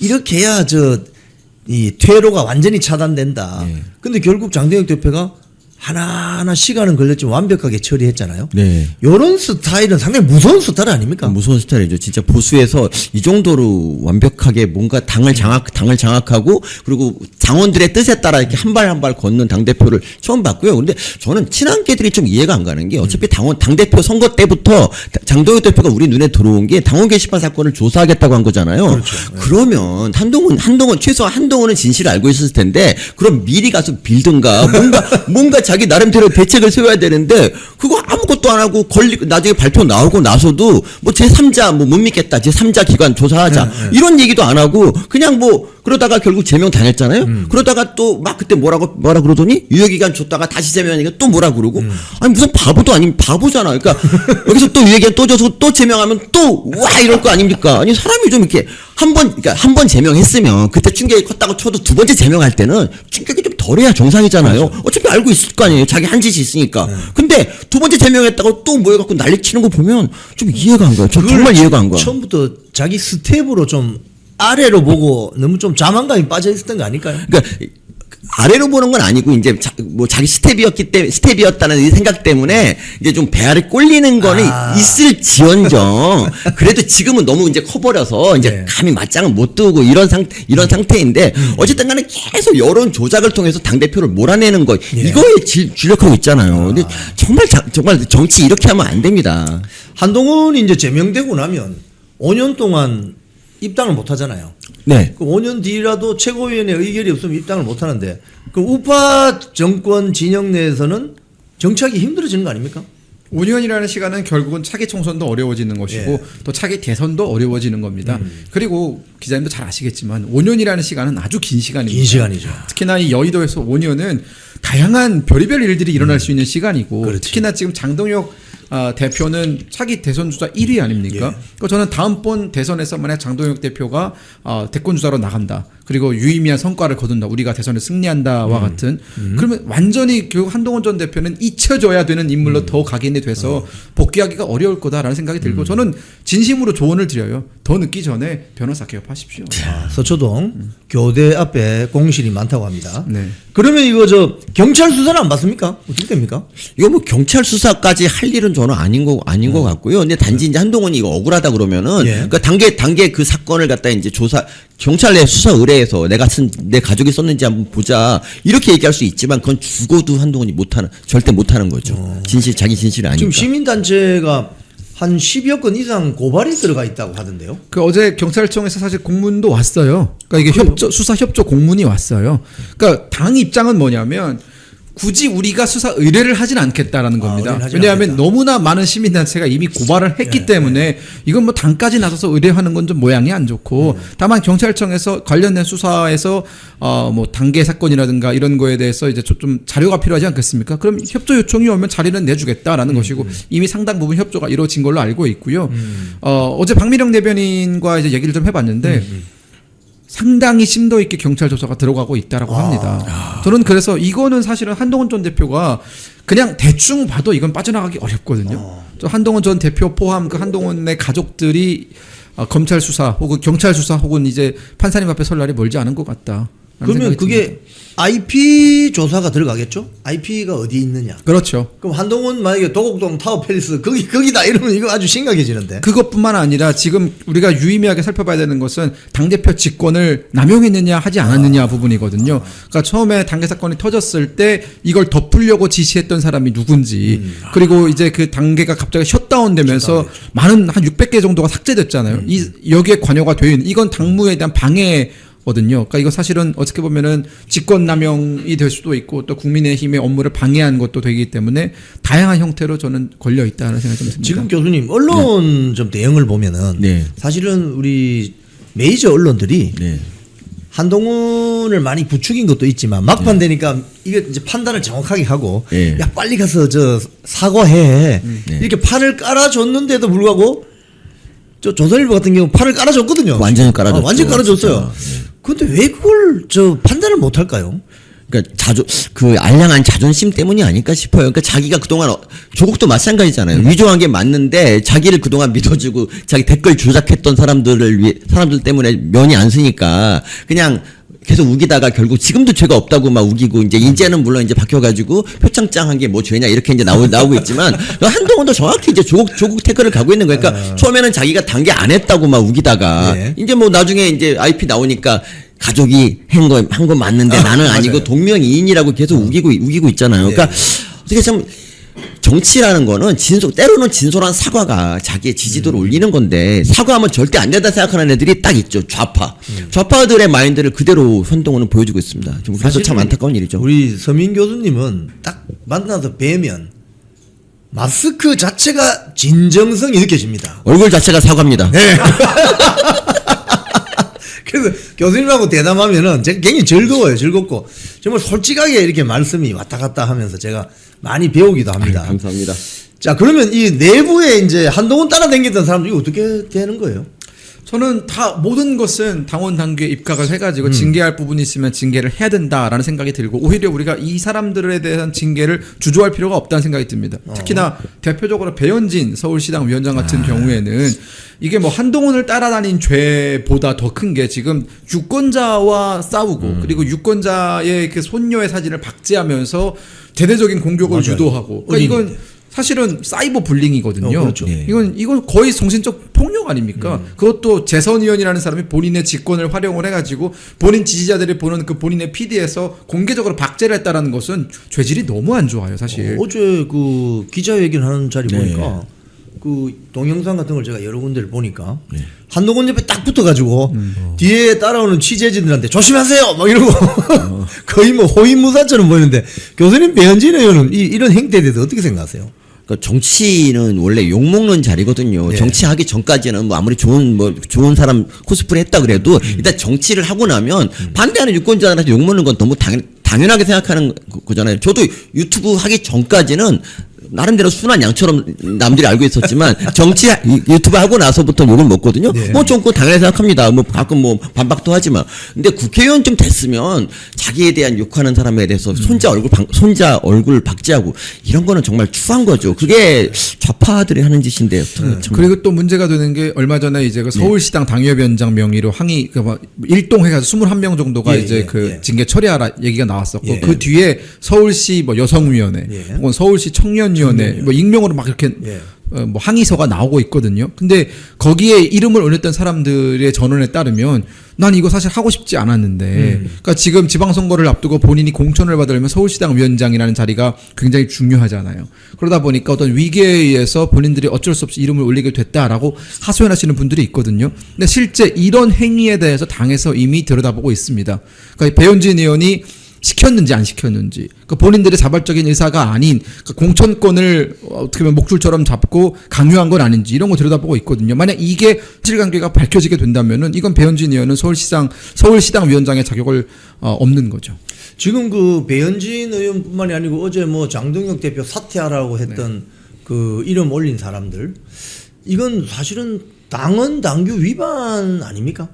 당헌당규 위반이죠. 그리고 당 대표가 명확한 사퇴 사유가 없고 정상적인 그러니까 당 대표로서의 당무를 수행한 것뿐인데 여기에 대해서 그냥 본인들이 마음에 들지 않는다고, 그러니까 본인들이 원하는 결론을 내놓지 않는다고 지도부 사퇴라라고 하는 것은 굉장히 적반하장이거든요. 근데 저는 장도영 대표 스타일이 늘 그렇듯 이분들한테도 일정 시간 정도의 기회가 있을 거라고 봐요. 그러니까 누구나 다 과언은 할 수 있는 거 아닙니까? 그러니까 여기서 제가 아까 찻잔 속의 태풍이라고 얘기했던 것이 시간이 지날수록 결국은 본인들의 어떤 잘못을 인정하고 목소리를 낮추거나 아니면 조금 생각을 바꾸거나 이런 사람들이 분명히 생길 것이고요.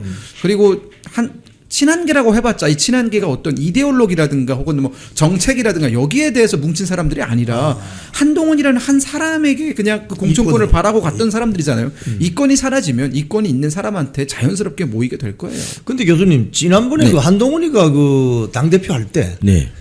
뭐 어떤 사안 때문에 김태형 충남도지사가 전화해서 뭐 항의를 했더니 네. 그 전화해가지고 아니 어떻게 평당원이 저 그러니까. 당대표한테 대드냐고 이렇게 했다는 게 TV조선 그 보도가 네. 난 걸 제가 봤어요. 네. 근데 요번에 윤리위원회 그 제명 결정문을 보면은 네. 당대표는 평당원들 그러니까 당원들의 자유의지의 총합이다. 그래서 당대표는 자연인이 아니고 기관이다. 그래서 존중받아야 된다. 뭐 이런 내용들이 들어가 있잖아요. 그런데 김종혁 등 이런 인사들이 여기가 무슨 뭐 전체주의냐 뭐 하면서 그건 말 되는 소리입니까 그거?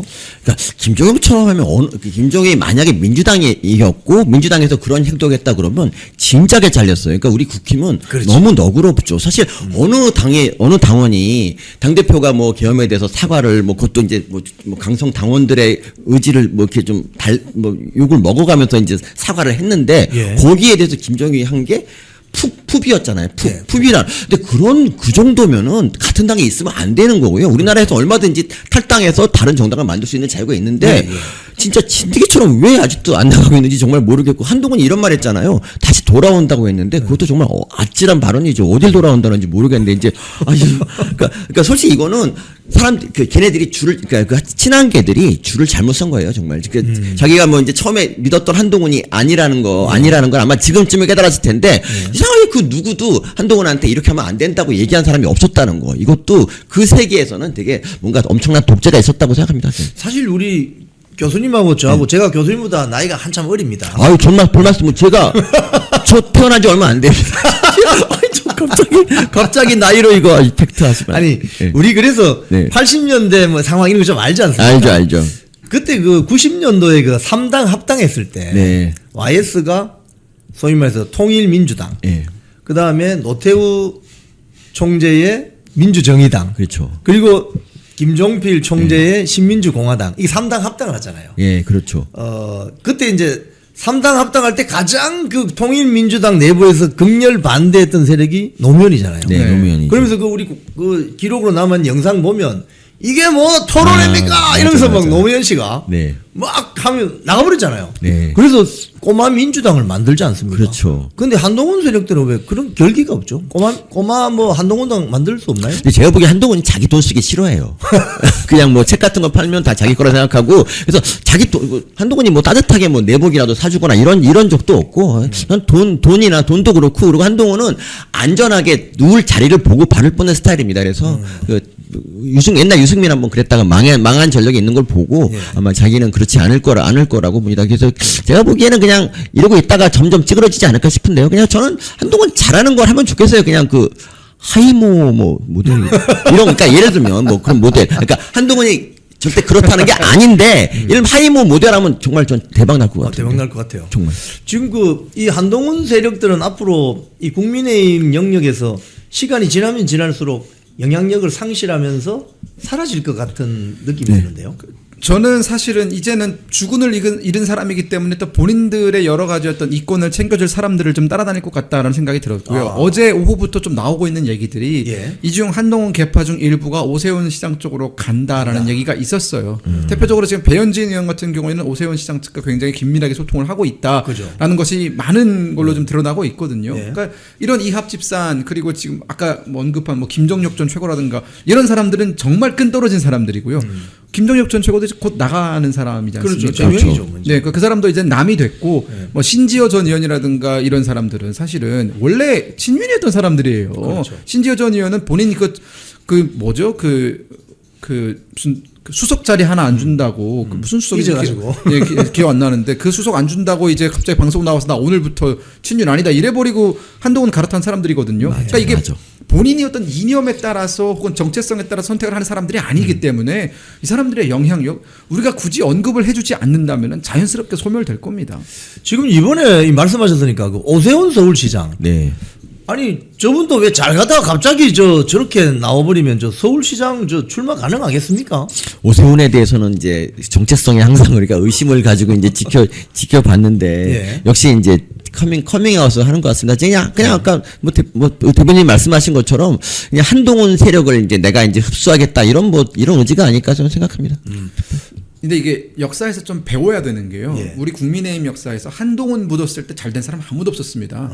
그 전직 대선 후보였던 김문수 후보조차도 예, 예. 한동훈과 손을 잡겠다라는 말을 하자마자 지지율 1위 하다가 바로 곤두박질 쳤거든요. 그러니까 이런 사례를 보고 좀 배워야 돼요. 오세훈 시장도. 아니 저 오세훈 서울시장에 대해서 제가 한 멘트 드리자면은 아니 그 윤석열 대통령 그 계엄 선포했을 때 탄핵해야 된다고 이렇게 이야기했잖아요. 근데 네.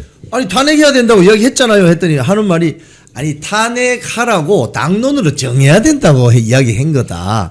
이렇게 해서 또 빠져나가는 그런 게 있었는데 이번에도 보니까 상당히 그 한동훈을 몰아내면은 국민의힘이 망할 것처럼 네. 제가 볼 때는 오히려 망하지 않고 더 신선한 조직으로 거듭날 것 같은데 어떻게 보십니까 이거는? 원래 그 모래주머니를 딱 떼어 떨어내면 예. 그다음부터 잘 달릴 수밖에 없고 이제 저희가 어쨌든 이번 제명이 저는 이제 날아오를 그럴 일만 남았고요. 그리고 지금 어떤 이제 그 김용태 인터뷰한 거 보니까 뭐 장동현 대표 재심해야 된다 이런 또 이런 한심한 소리 하던데 이제 저는 이제는 지방선거에 저희가 이제 하나로 뭉쳐서 이제 대비해야 되고 거기서 제가 이제 옛날에 김민수 대변인님이 해준 얘기가 있어요. 되게 멋있는 말인데 왜 우리는 당에 열심히 일한 일꾼들 놔두고 선거 때만 되면 무슨 중도 코스프레라는 이상한 애 데려와서 꽂냐. 그러면 안 된다라고 했는데 저는 진짜 이번 당에서 열심히 그러니까 정체성 우리 확실하고 국민의힘의 가치를 보수의 가치를 대변해줄 그런 사람들을 공천해서 지방선거에서 좀 좋은 성적 거두는 걸 목표로 달려야죠. 이제 시간이 없습니다. 지금 그 장동혁 지도부가 이야기한 지방선거를 위한 쇄신안 이런 걸 보면은 그 핵심 화두가 청년이잖아요. 청년. 그렇습니다. 청년 정치인들 어떻게 이거 요번에 많이 유입을 해야 될지 뭐 좋은 아이디어 있습니까? 이번에 모든 당협에서 이제 각 지역의 이제 그 구의원이라든가 시의원 이런 공천을 하지 않습니까? 예, 예. 반드시 청년을 의무적으로 공천하게끔 아마 제도가 좀 정비가 될 걸로 보이고요. 예. 다만 중요한 것은 청년도 청년 나름입니다. 그러니까 우리 당의 입장을 잘 이해하고 있고 숙지하고 있고 보수 이념을 잘 숙지하고 있고 또한 그 우리가 지금 뽑는 사람들은 국회의원이나 지방의원이기 때문에 네. 그 지방의 물정이라든가 혹은 그 자기가 사는 지역의 어떤 여러 가지 이해관계를 정확히 파악하고 있는 능력 있는 청년들을 우리가 발굴을 해가지고 그들을 전면에 내세울 수 있다면 우리가 민주당보다 세대 교체를 더 빨리 진행을 하게 되는 것이고요. 여기가 이 부분에서 저희가 지금 어떻게 보면은 많은 응원을 받고 있는 것이 여론조사 보면은 지금 20대, 30대는 맞아요. 거의 절반 이상이 맞아요. 국민의힘을 지지하고 네, 있어요. 맞아요. 그러니까 청년에 대한 소구를 가지는 것은 청년이 우리를 지지해줄 때 그 지지를 우리가 이용해 먹지 말고 여기에 보답을 하는 차원에서 그들을 공천을 해준다면은 국민의힘과 지금 대한민국 2030 청년 사이의 어떤 그 연결고리는 더 배가 될 것입니다. 그러면 우리는 어떤 선거에서는 이길 수 있습니다. 아니 국민의힘이 뭐 앞에 전신 미래통합당 또는 뭐 새누리당, 한나라당 이 시절에 보면 청년 정치인들 보면 아까 교수님 말씀하신 것처럼 뭐 자기 아버지가 뭐 정당에 뭐 근처에 있다거나 또는 뭐 자기 할아버지가 뭐 시아버지가 이혜훈처럼 뭐 어디 뭐 다선 의원이었다든가 뭐 이런 연줄로 타고 들어와서 정말 현장에서 그렇게 고생도 하지도 않았는데 낙하산으로 막 타고 내려오는 이런 경우가 많았는데 이번에는 좀 현장에서 열심히 뛰는 사람들 이렇게 발굴해 내려면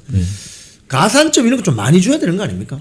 뭐 가산점 같은 것도 필요하고 근데 그거보다 제일 중요한 게 이제 공정한 뭐 선출 절차가 이제 청년들 사이에서도 누굴 줄 것인가 이제 이런 게 있어야 되는데 사실 제가 이제 뭐 선거에 관여해 본 적 없어갖고 정확한 얘기는 못 드리겠지만 근데 정말 그래도 다행스러운 게 그동안 우리 이제 보수를 지탱해 오신 좀 나이 좀 드신 분들 있지 않습니까? 나이 드신 분들이 이제 점점 이제 하나씩 돌아가시면서 이제 40, 50대는 이제 40, 50대가 막 주축이 됐잖아요. 그렇죠. 그래서 이제 우리가 위기에 빠졌는데 정말 다행스럽게도 20, 30대가 정치에 관심을 많이 가지고 있고 우리 때보다 훨씬 정치에 관심을 가지고 우리 때까지는 아니구나. 그 20, 30대 정치 무관심 이거를 탈피해서 지금 정치에 자기가 참여해서 뭔가를 하겠다는 의욕이 되게 강하다는 거. 이것이 이제 우리나라 희망이고요. 이번 지방선거가 아마 20, 30대가 뭔가 혁명을 일으키는 그런 첫 무대가 아닐까 생각합니다. 대폭 좀 물갈이를 좀 해 주었으면 좋겠는데 이게 참 그 장동혁 지도부의 과제이기도 합니다. 그리고 이번에 보니까 뭐 강령 그러니까 당의 강령을 바꾸는데 네. 거기에 건국이란 말이 들어갈 수 있고 또 반공산주의라는 말이 들어갈 수도 있고 산업화 이건 연상을 해보면 건국하면 이승만 네. 산업화하면 박정희 그렇죠. 뭐 이런 식으로 가는 거 아닙니까? 이게 보면은 우파 정당의 어떤 선명한 노선으로 가야 된다 이런 어떤 여론의 힘을 받는 것 같은데 어떻게 보십니까? 저는 매우 강력하게 지지를 하는 편이고요. 예. 물론 이런 게 대두됐을 때 많은 언론의 공격이 있을 겁니다. 뭐 구시대적으로 가는 거냐, 뭐 구시대적인 이념 전쟁 아니냐, 뭐 이런 식으로 태클이 들어올 텐데 저는 여기에 우리가 휘둘릴 필요가 없다라는 생각이 들었고요. 우리가 한나라당 때를 좀 생각을 해보면 한나라당 때에는 당의 이념이 명확했어요. 그리고 한나라당 배지를 달고 나가는 사람들도 그 하는 얘기들이 다 일치했고 당의 정체성과 비슷한 얘기를 했단 말이에요. 그럼 우리 한나라당 때에는 늘 선거 이겼습니다. 총선 때도 늘 이겼고요. 그러나 그 뒤로부터 조금씩 바뀌기 시작하면서 특히나 김정인 체제가 들어서면서 많이 희석됐거든요. 그러니까 이게 많은 국민들께서 얘기를 하세요. 민주당 강령과 국민의힘 강령을 놓고 비교를 해보면 어디가 보수정당이고 어디가 그 지금 진보정당인지 모르겠다라고 하는 겁니다. 그만큼 뒤섞여가지고 우리도 스스로 정체성이 무엇인지에 대해서 헷갈려 하시는 분들이 있거든요. 자, 그러면서 우리가 어떻게 했습니까? 각종 이념 전쟁에서 다 후퇴했어요. 이승만 대통령에 대해서 우리는 널리 알려야 되고 그런 일들을 해야 되지만 뭐 이승만 대통령은 뭐 독재자다 이런 프레임에 갇히게 되면은 또 물러서게 되고 뭐 제주 4.3 사건이라든가 혹은 뭐 그 순천에서 일어났던 반란 사건이라든가 이런 부분에 대해서도 사실은 아니 여순 사건은 반란이 맞지 않습니까? 근데 그것에 대해서도 우리가 지켜내지 못하면서 오히려 반란에 가담했던 사람들이 국가 유공자가 돼야 된다라는 거꾸로 된 얘기들이 나오고 있고, 그러니까 저는 우리가 이념 전쟁에서 패배하면 패배할수록 이길 수 있는 공간은 줄어든다. 다시금 우리의 정신을 살리고 무엇이 보수주의고 그리고 우리 스스로가 보수주의라는 가치에 대해서 좀 자랑스러워하고 뿌듯해할 때 중도도 보수주의가 멋있는 거구나. 저렇게 많은 사람들이 보수주의를 외치는 데는 이유가 있을 거다. 이러고 들어오는 것이지 우리도 스스로 자신감이 없어서 그건 아니고 이거고 이러면 저기 이승만 대통령 한 말씀만 드리겠습니다. 아니 지난번에 그 김도현 감독님이 이제 4.3에 대해서 건국전쟁 2를 만들었거든요. 근데 저 이제 2번 봤는데 정말 엄청난 영화였어요. 근데 그 영화가 이제 그 4.3에 대한 정말 명확한 진실을 말해주는 것이고 반박 못하. 그래서 좌파들은 그 영화에 대해서 반박을 하지 않아요. 그냥 무시해 버렸죠. 근데 거기에 대해서 이제 CBS에서 그 대담을 했는데 거기 참여한 사람이 이제 김재섭이거든요. 김재섭. 근데 김재섭하고 좌파들이 이제 참여했는데 좌파들은 그 영화를 보지도 않고 막 이제 막 뭐라 욕을 해요. 이게 이제 이런 식이면 북한이 6.25가 북침이라고 말해도 뭐 영화 만들 수 있냐 뭐 이렇게 이제 하는데 김재섭이 여기에 대해서 그 영화를 자기는 하나도 안 봤어요. 그 영화를 보지도 않고 거기 나와서 대답을 했으며 그리고 마지막에 장동혁 대표가 그 영화를 단체 관람한 걸 가지고 그걸 가지고 비판했어요. 왜 당 대표가 저렇게 하면 중도 어떡하냐 이런 식으로 얘기를 했다는 거죠. 사실 그 건국전쟁이라는 영화가 어떻게 보면 이승만 대통령도 재조명하고 보수 정신을 새로 새길 만한 그러니까 특히 이승만 대통령에 대한 거부감을 잘못된 교육을 거부감을 가진 20, 30대를 견인할 그런 좋은 기회였는데 그 영화를 그렇게 놓쳐버린 거죠. 그러니까 사실 정상적이면 당대표가 그 영화를 봤으면 다른 의원들도 그냥 열심히 보고 SNS에 릴레이 같은 걸 해서 최소한 많은 사람이 좀 보게 만들었어야 되는데 그 영화를 전부 마치 극우 프레임에 막 쌓인 영화처럼 만드는 거를 그냥 넉넉히 보기만 하다가 결국 이렇게 됐죠 뭐. 지금 그 김재섭 의원 같은 경우는 뭐 제 주장이 아니고 언론에 보도된 겁니다. 새벽에 헬스장 가서 헬스에 미친 자 이렇게 보도가 되더라고요. 헬친자라고. 그 시간에 그 자기 지역구 새벽 시장에 가서 상인들 손잡고 지역구 관리해야 되는데 헬스 하려고 국회의원 됐어요? 네. 근데 이번에 그 조직 강령을 바꾸는데 기본소득 개념을 없앨 수 있다 이런 이야기가 나왔잖아요. 네. 교수님 이건 어떤 의미가 있는 겁니까? 이제 좌파 우리 좌파랑 차별화하겠다는 그런 거 아닐까요? 사실 저 그 얘기 처음 들었어요. 저 기본소득 없애겠다. 근데 기본소득은 사실 이재명표 정책으로 우리가 그렇죠. 많이 알고 있기 때문에 그걸 우리가 넣는다는 자체가 좀 저도 좀 이해가 안 가고 우리나라 복지 이제 제가 이제 외국을 많이 가본질 않았지만 웬만큼 되는 나라가 우리나라 복지 예산이 너무 커가지고 이제는 뭐 다른데 돈 쓸 데가 없을 정도로 예산이 너무 좀 촘촘하게 된 이유 중에 하나가 복지가 너무 많은 재산을 차지해서예요. 그런데 여기서 복지를 더 늘리는 거는 사실 좀 말이 안 되고 이제 그 김종인 비대위원장 체제가 남긴 유산이라든지 또는 부작용이라든지 이런 거 어떻게 보십니까?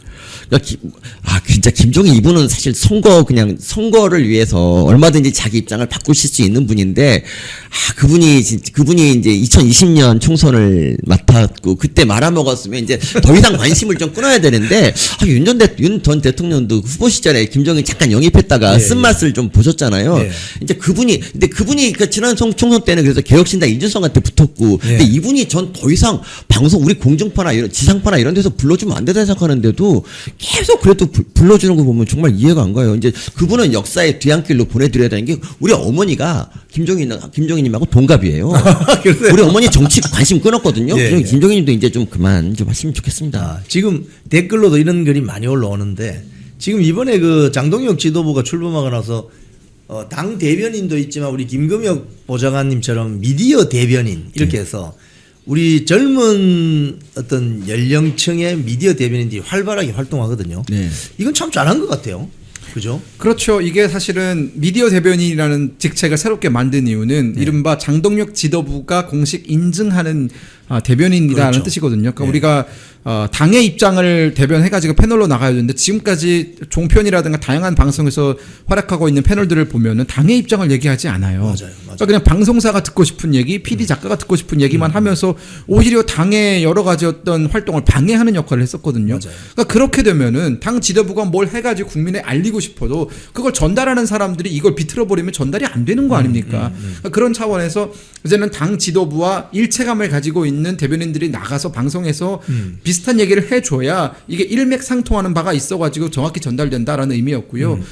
저희한테는 정말 과분한 기회라는 생각이 드는데 지금 뭐 저뿐만이 아니라 다양한 미디어 대변인들이 정말 열심히 활동을 하고 있고 조금씩 성과를 좀 보고 있다라는 생각이 좀 사실 현대 있습니다. 정치는 총칼로 싸우는 게 아니라 말로 싸우는 거죠. 그렇죠. 예. 네. 그래서 저 김금혁 대변인 오늘 저 처음 뵙는데 무슨 말을 왜 이렇게 잘하셔? 어릴 때도 잘했어요. 말에 오타가 없고 저 이런 분들이 이번 이제 지방선거 나가시는 분들한테 어떻게 하면 말을 잘하느냐 이런 거 이제 교육도 좀 해주시면 정말 좋겠습니다, 진짜. 3월 초에 지금 네. 미국으로 출국 예정이기 때문에 안 오세요? 그 전에 좀 유학을 가니까 그 전에 좀 많이 좀 해주시기 바랍니다.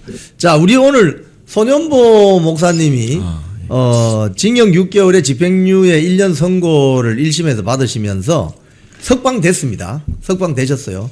지금 그 손현보 목사님 때문에 너무나도 힘든 시간을 보낸 그렇죠. 그 부산 세계로교회 우리 성도님들 그리고 그 아들 손영광 씨라고 모 대학 교수님으로 계신데 참 너무 고생하셨습니다. 지금 이 이야기를 하자면 트럼프 대통령의 어떤 관세 25% 경고 그리고 벤스 부통령이 김민석 앉혀놓고 쿠팡 앤드 왜 그렇게 종교 탄압을 하느냐. 이게 어떤 경고가 결국은 이런 식으로 효과가 있었다고 보세요. 어떻게 보세요?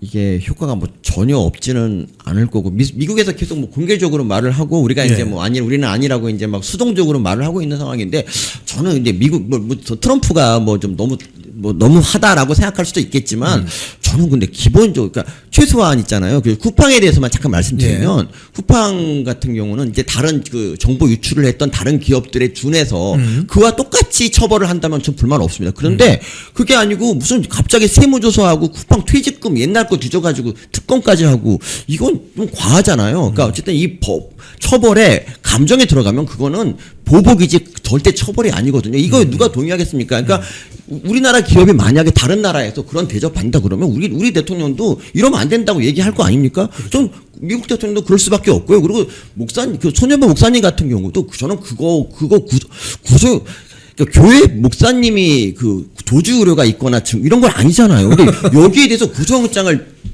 발부한 그 판사에 대해서도 우리가 좀 규탄을 해야 되지 않나 싶어요. 그 당시에 너무 그러니까 민주당의 협박에 쫄아서 그런지 구속영장이 무슨 자동 판매기처럼 나왔단 말이죠. 여기에 대해서 판사가 책임을 져야 되는데 웃긴 게 뭐냐면 이렇게 구속이 되면은 판사는 손해가 하나도 없고 이걸 검찰에서 돈을 물어줘요. 그 구속에 대한 거. 그러니까 이건 정말 잘못된 거죠. 그러니까 지금까지 뭐 잘못된 구속들이 전부 다 검찰청에서 몇 천만 원씩 물어지게 이렇게 됐는데 저는 판사도 구속영장에 발부가 잘못되면 자기가 자기 재산해서 피해자한테 물어줘야 된다고 합니다. 저는. 사실 이게 뭐 벤스 부통령이 김민석 앉혀놓고 뭐 이야기한 그것도 있겠지만 교수님 말씀처럼 애시당초 도주의 우려도 별로 없어 보이고 증거를 인멸할 염려도 별로 없는 대형교회 목사님을 사실 뭐 부산 세계로교회가 그 부산에서 굉장히 큰 교회 중에 한 군데인데 그걸 구속시켜 가지고 굳이 이렇게 어떻게 보면 이게 세이브 코리아 집했다고 그 종교 탄압하는 거 아닙니까? 그러니까 겁주는 거죠. 그러니까 지금 개신교를 향해서 아무래도 개신교에서 이 기독교에서 이재명 대통령에 대한 비판 여론이 많이 나오니까 본보기로서 구속을 하면서 다른 대형 교회들 조용히 해라. 그런 지금 겁박을 하는 건데 김민석 총리가 벤스 부통령을 만나고 와서 내가 전화번호도 따냈다 이러면서 되게 언론 플레이를 많이 하지 않았습니까? 근데 이게 민주당 그 이재명 정부가 국내 언론과 야당을 대할 때의 그 태도 방식을 미국으로 그대로 가져가서 하면 안 먹힌다라는 것을 깨달아야 돼요. 그렇죠.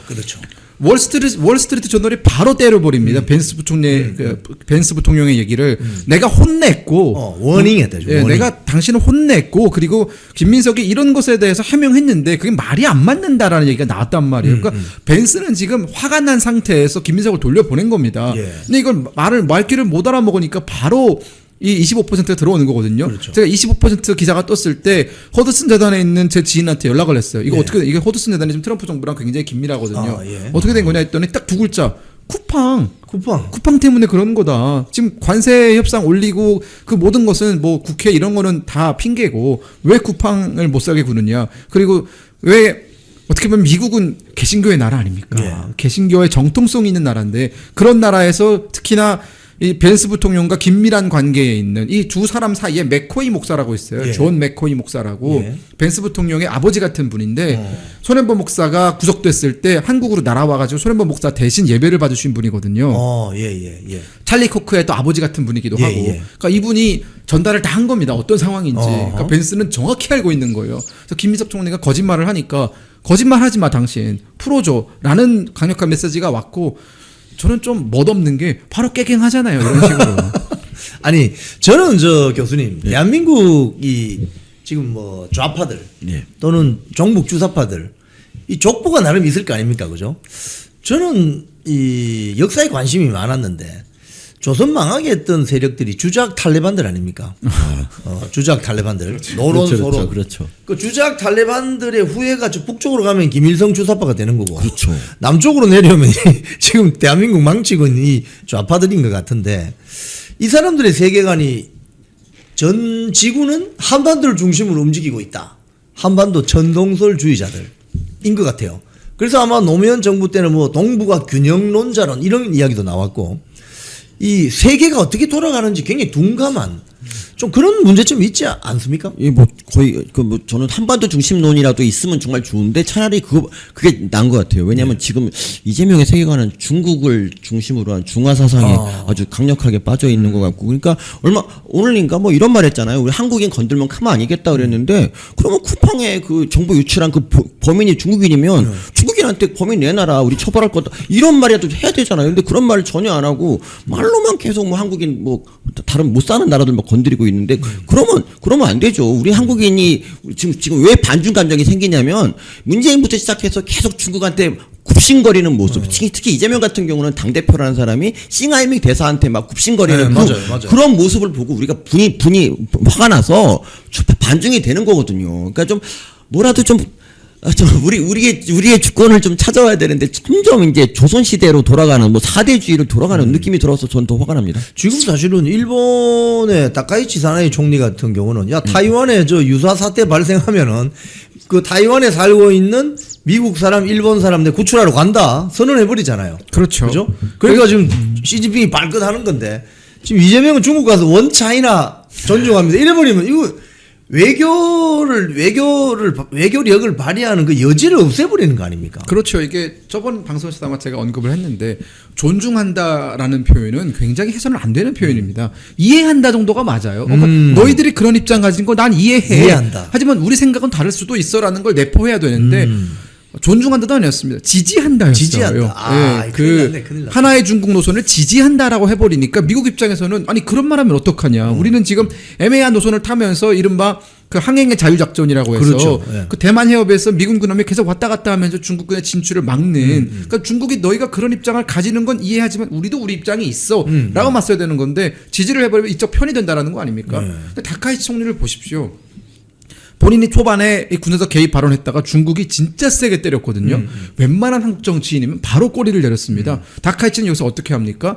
여기에 대해서 본인들의 어떤 뭐 기민당이라든가 여기서 막 뭐라 자민당에서 뭐라 하니까 국회를 해산시켜 버립니다. 중의원 해산시켜 버리고 나를 따르는 사람들로 다시금 국회의원을 구성하겠다라고 했는데 지금 그게 절차대로 착착 가고 있거든요. 그러니까 우린 이런 강한 리더십이 필요했던 거고 저는 윤석열 대통령에 대해서 그리움이 남아 있다면 이런 강한 리더십 그리고 중국에 대한 원칙적인 입장을 보유했던 몇 안 되는 우파 대통령 그러니까 그런 것에 대해서 좀 향수가 남아 있는 것 같아요. 지금 그 민주당에서 지금 오늘 아침에도 뭐 보도가 됐는데 김경희가 이제 시의원에서 이제 제명됐잖아요. 네. 근데 이 오늘 조선일보 보도인데 그 딱 지목한 정치인에게 그 돈을 보내는 방법이 뭐 유관기관 직원에게 50만 원을 보내야 되는데 500만 원을 보낸 다음에 전화해서 내가 잘못 보냈어. 0이 하나 더 붙었어. 그럼 나머지 450만 원을 돌려줘. 그럼 돌려줄 거 아닙니까? 내 계좌로 보내지 말고 내가 불러주는 계좌로 보내. 그 계좌가 그 정치인들 후원 계좌나 이런 였다는 혐의가 지금 나와요. 쓰리 쿠션이에요. 그 머리를 좀 나라를 위해서 좀 썼으면 좋았을 텐데. 그러니까 그런 완전 머리를, 이거 와. 짠머리를 그런 쪽으로 했는데 이름 두 글자는 역시 안 되겠습니다. 네. 뭔가 모자라. 우리 저도 교수님은 못 교수님은 그렇지 않죠. 저도 혀가 짧아요. 예. 이 공천 뇌물 사건이 지금 갈수록 지금 연기가 모락모락 나면서 민주당 지금 안규백 이름은 이미 나왔잖아요, 그죠? 그렇죠. 네. 이거 앞으로 어떻게 전개될 것으로 봅니까? 뭐 지금 뭐 검찰이 이걸 조사할 것 같지 않고 사실 정부 여당이 관여된 사건을 특검을 해야 되는데 이 나라 지금 이 정부는 거꾸로 됐잖아요. 특검을 지네들이 독점해갖고 1년 내내 특검을 돌아가는데 전부 이게 야당을 향한 거는 이런 진짜 말도 안 되는 일이 벌어지고 있는데 맞아요. 아마 이 공천특검 같은 것도 이제 장동혁 대표가 단식을 했음에도 불구하고 듣는 척도 안 하고 오히려 거기에 대해서 신천지로 물타기를 하는 거 보면서 정말 얘네들은 할 마음이 없구나 생각이 듭니다. 정말 저 같으면 그냥 강선호 뭐 이렇게 대단한 인물도 아니고 김현지보다 아래에 있는 사람 아닙니까? 그러면 강선호 정도는 좀 내주면서 특검을 하게 하는 게 그게 맞죠. 근데 얘네들은 하나도 양보할 마음이 없어요. 그래서 저는 이런 식으로 계속 가다가는 이 정권의 몰락이 조금 빨라지지 않을까 생각합니다. 특검 만약 하게 되면 김병기 금고 나올 텐데. 그러니까. 지금 이거는 사실은 김경 게이트거든요. 예. 그러니까 벌써 이름이 연루된 사람들이 8명이에요. 어허. 네, 그리고 그 중에는 안규백 의원도 이름이 나왔지만 아마 조만간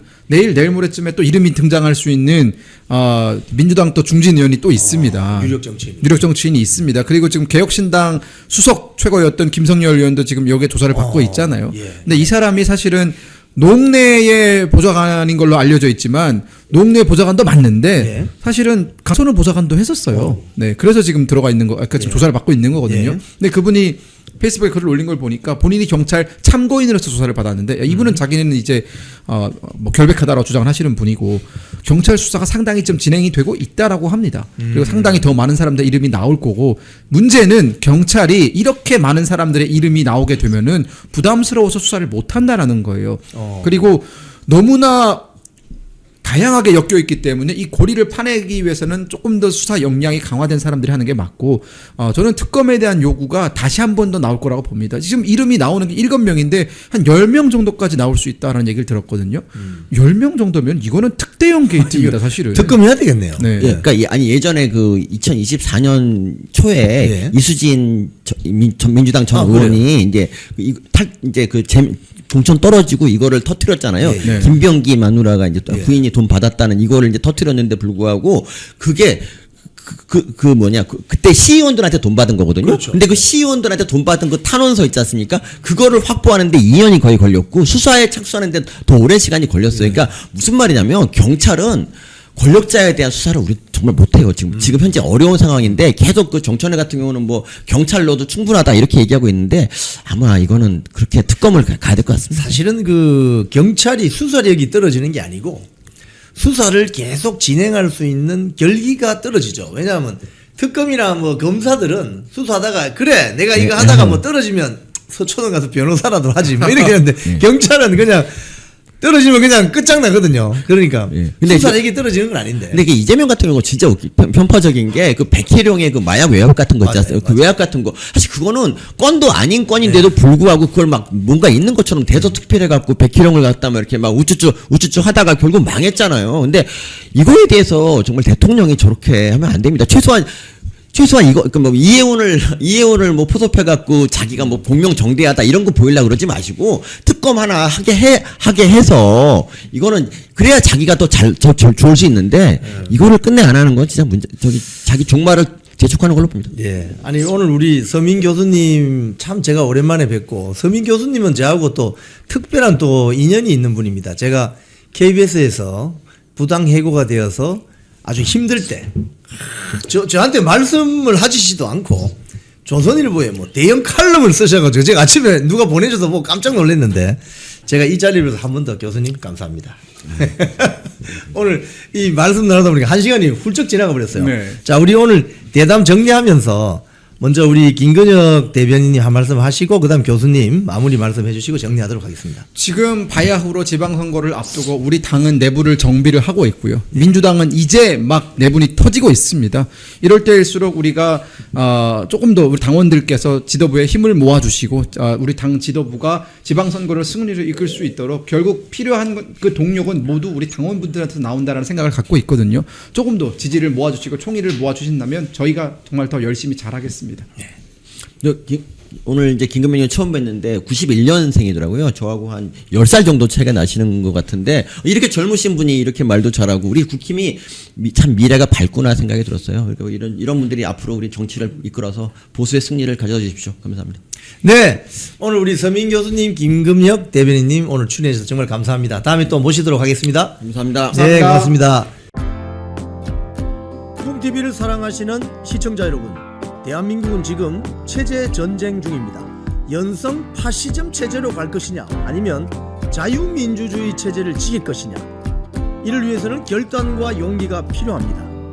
국민의힘 장동혁 지도부가 흔들리고 있습니다. 당 안팎에서 많이 흔들어댑니다. 당의 중진이라는 정치 원로 그룹들이 장동혁 체제를 마구 흔들어댑니다. 이건 박근혜 대통령 탄핵 이후 바른정당 세력과 함께해라는 신호이기도 합니다. 이렇게 되면 국민의힘 자유민주주의 우파 정당은 역사의 뒤안길로 퇴행할 수밖에 없는 위기를 맞을 수 있습니다. 민주당의 정보통신망법이 통과되어서 오는 7월부터 시행이 됩니다. 이렇게 되면 언론 자유 훼손은 물론이고 자유우파 유튜버들의 산업 생태계에 심각한 지장이 예상됩니다. 여러분, 어떻게 해야 되겠습니까?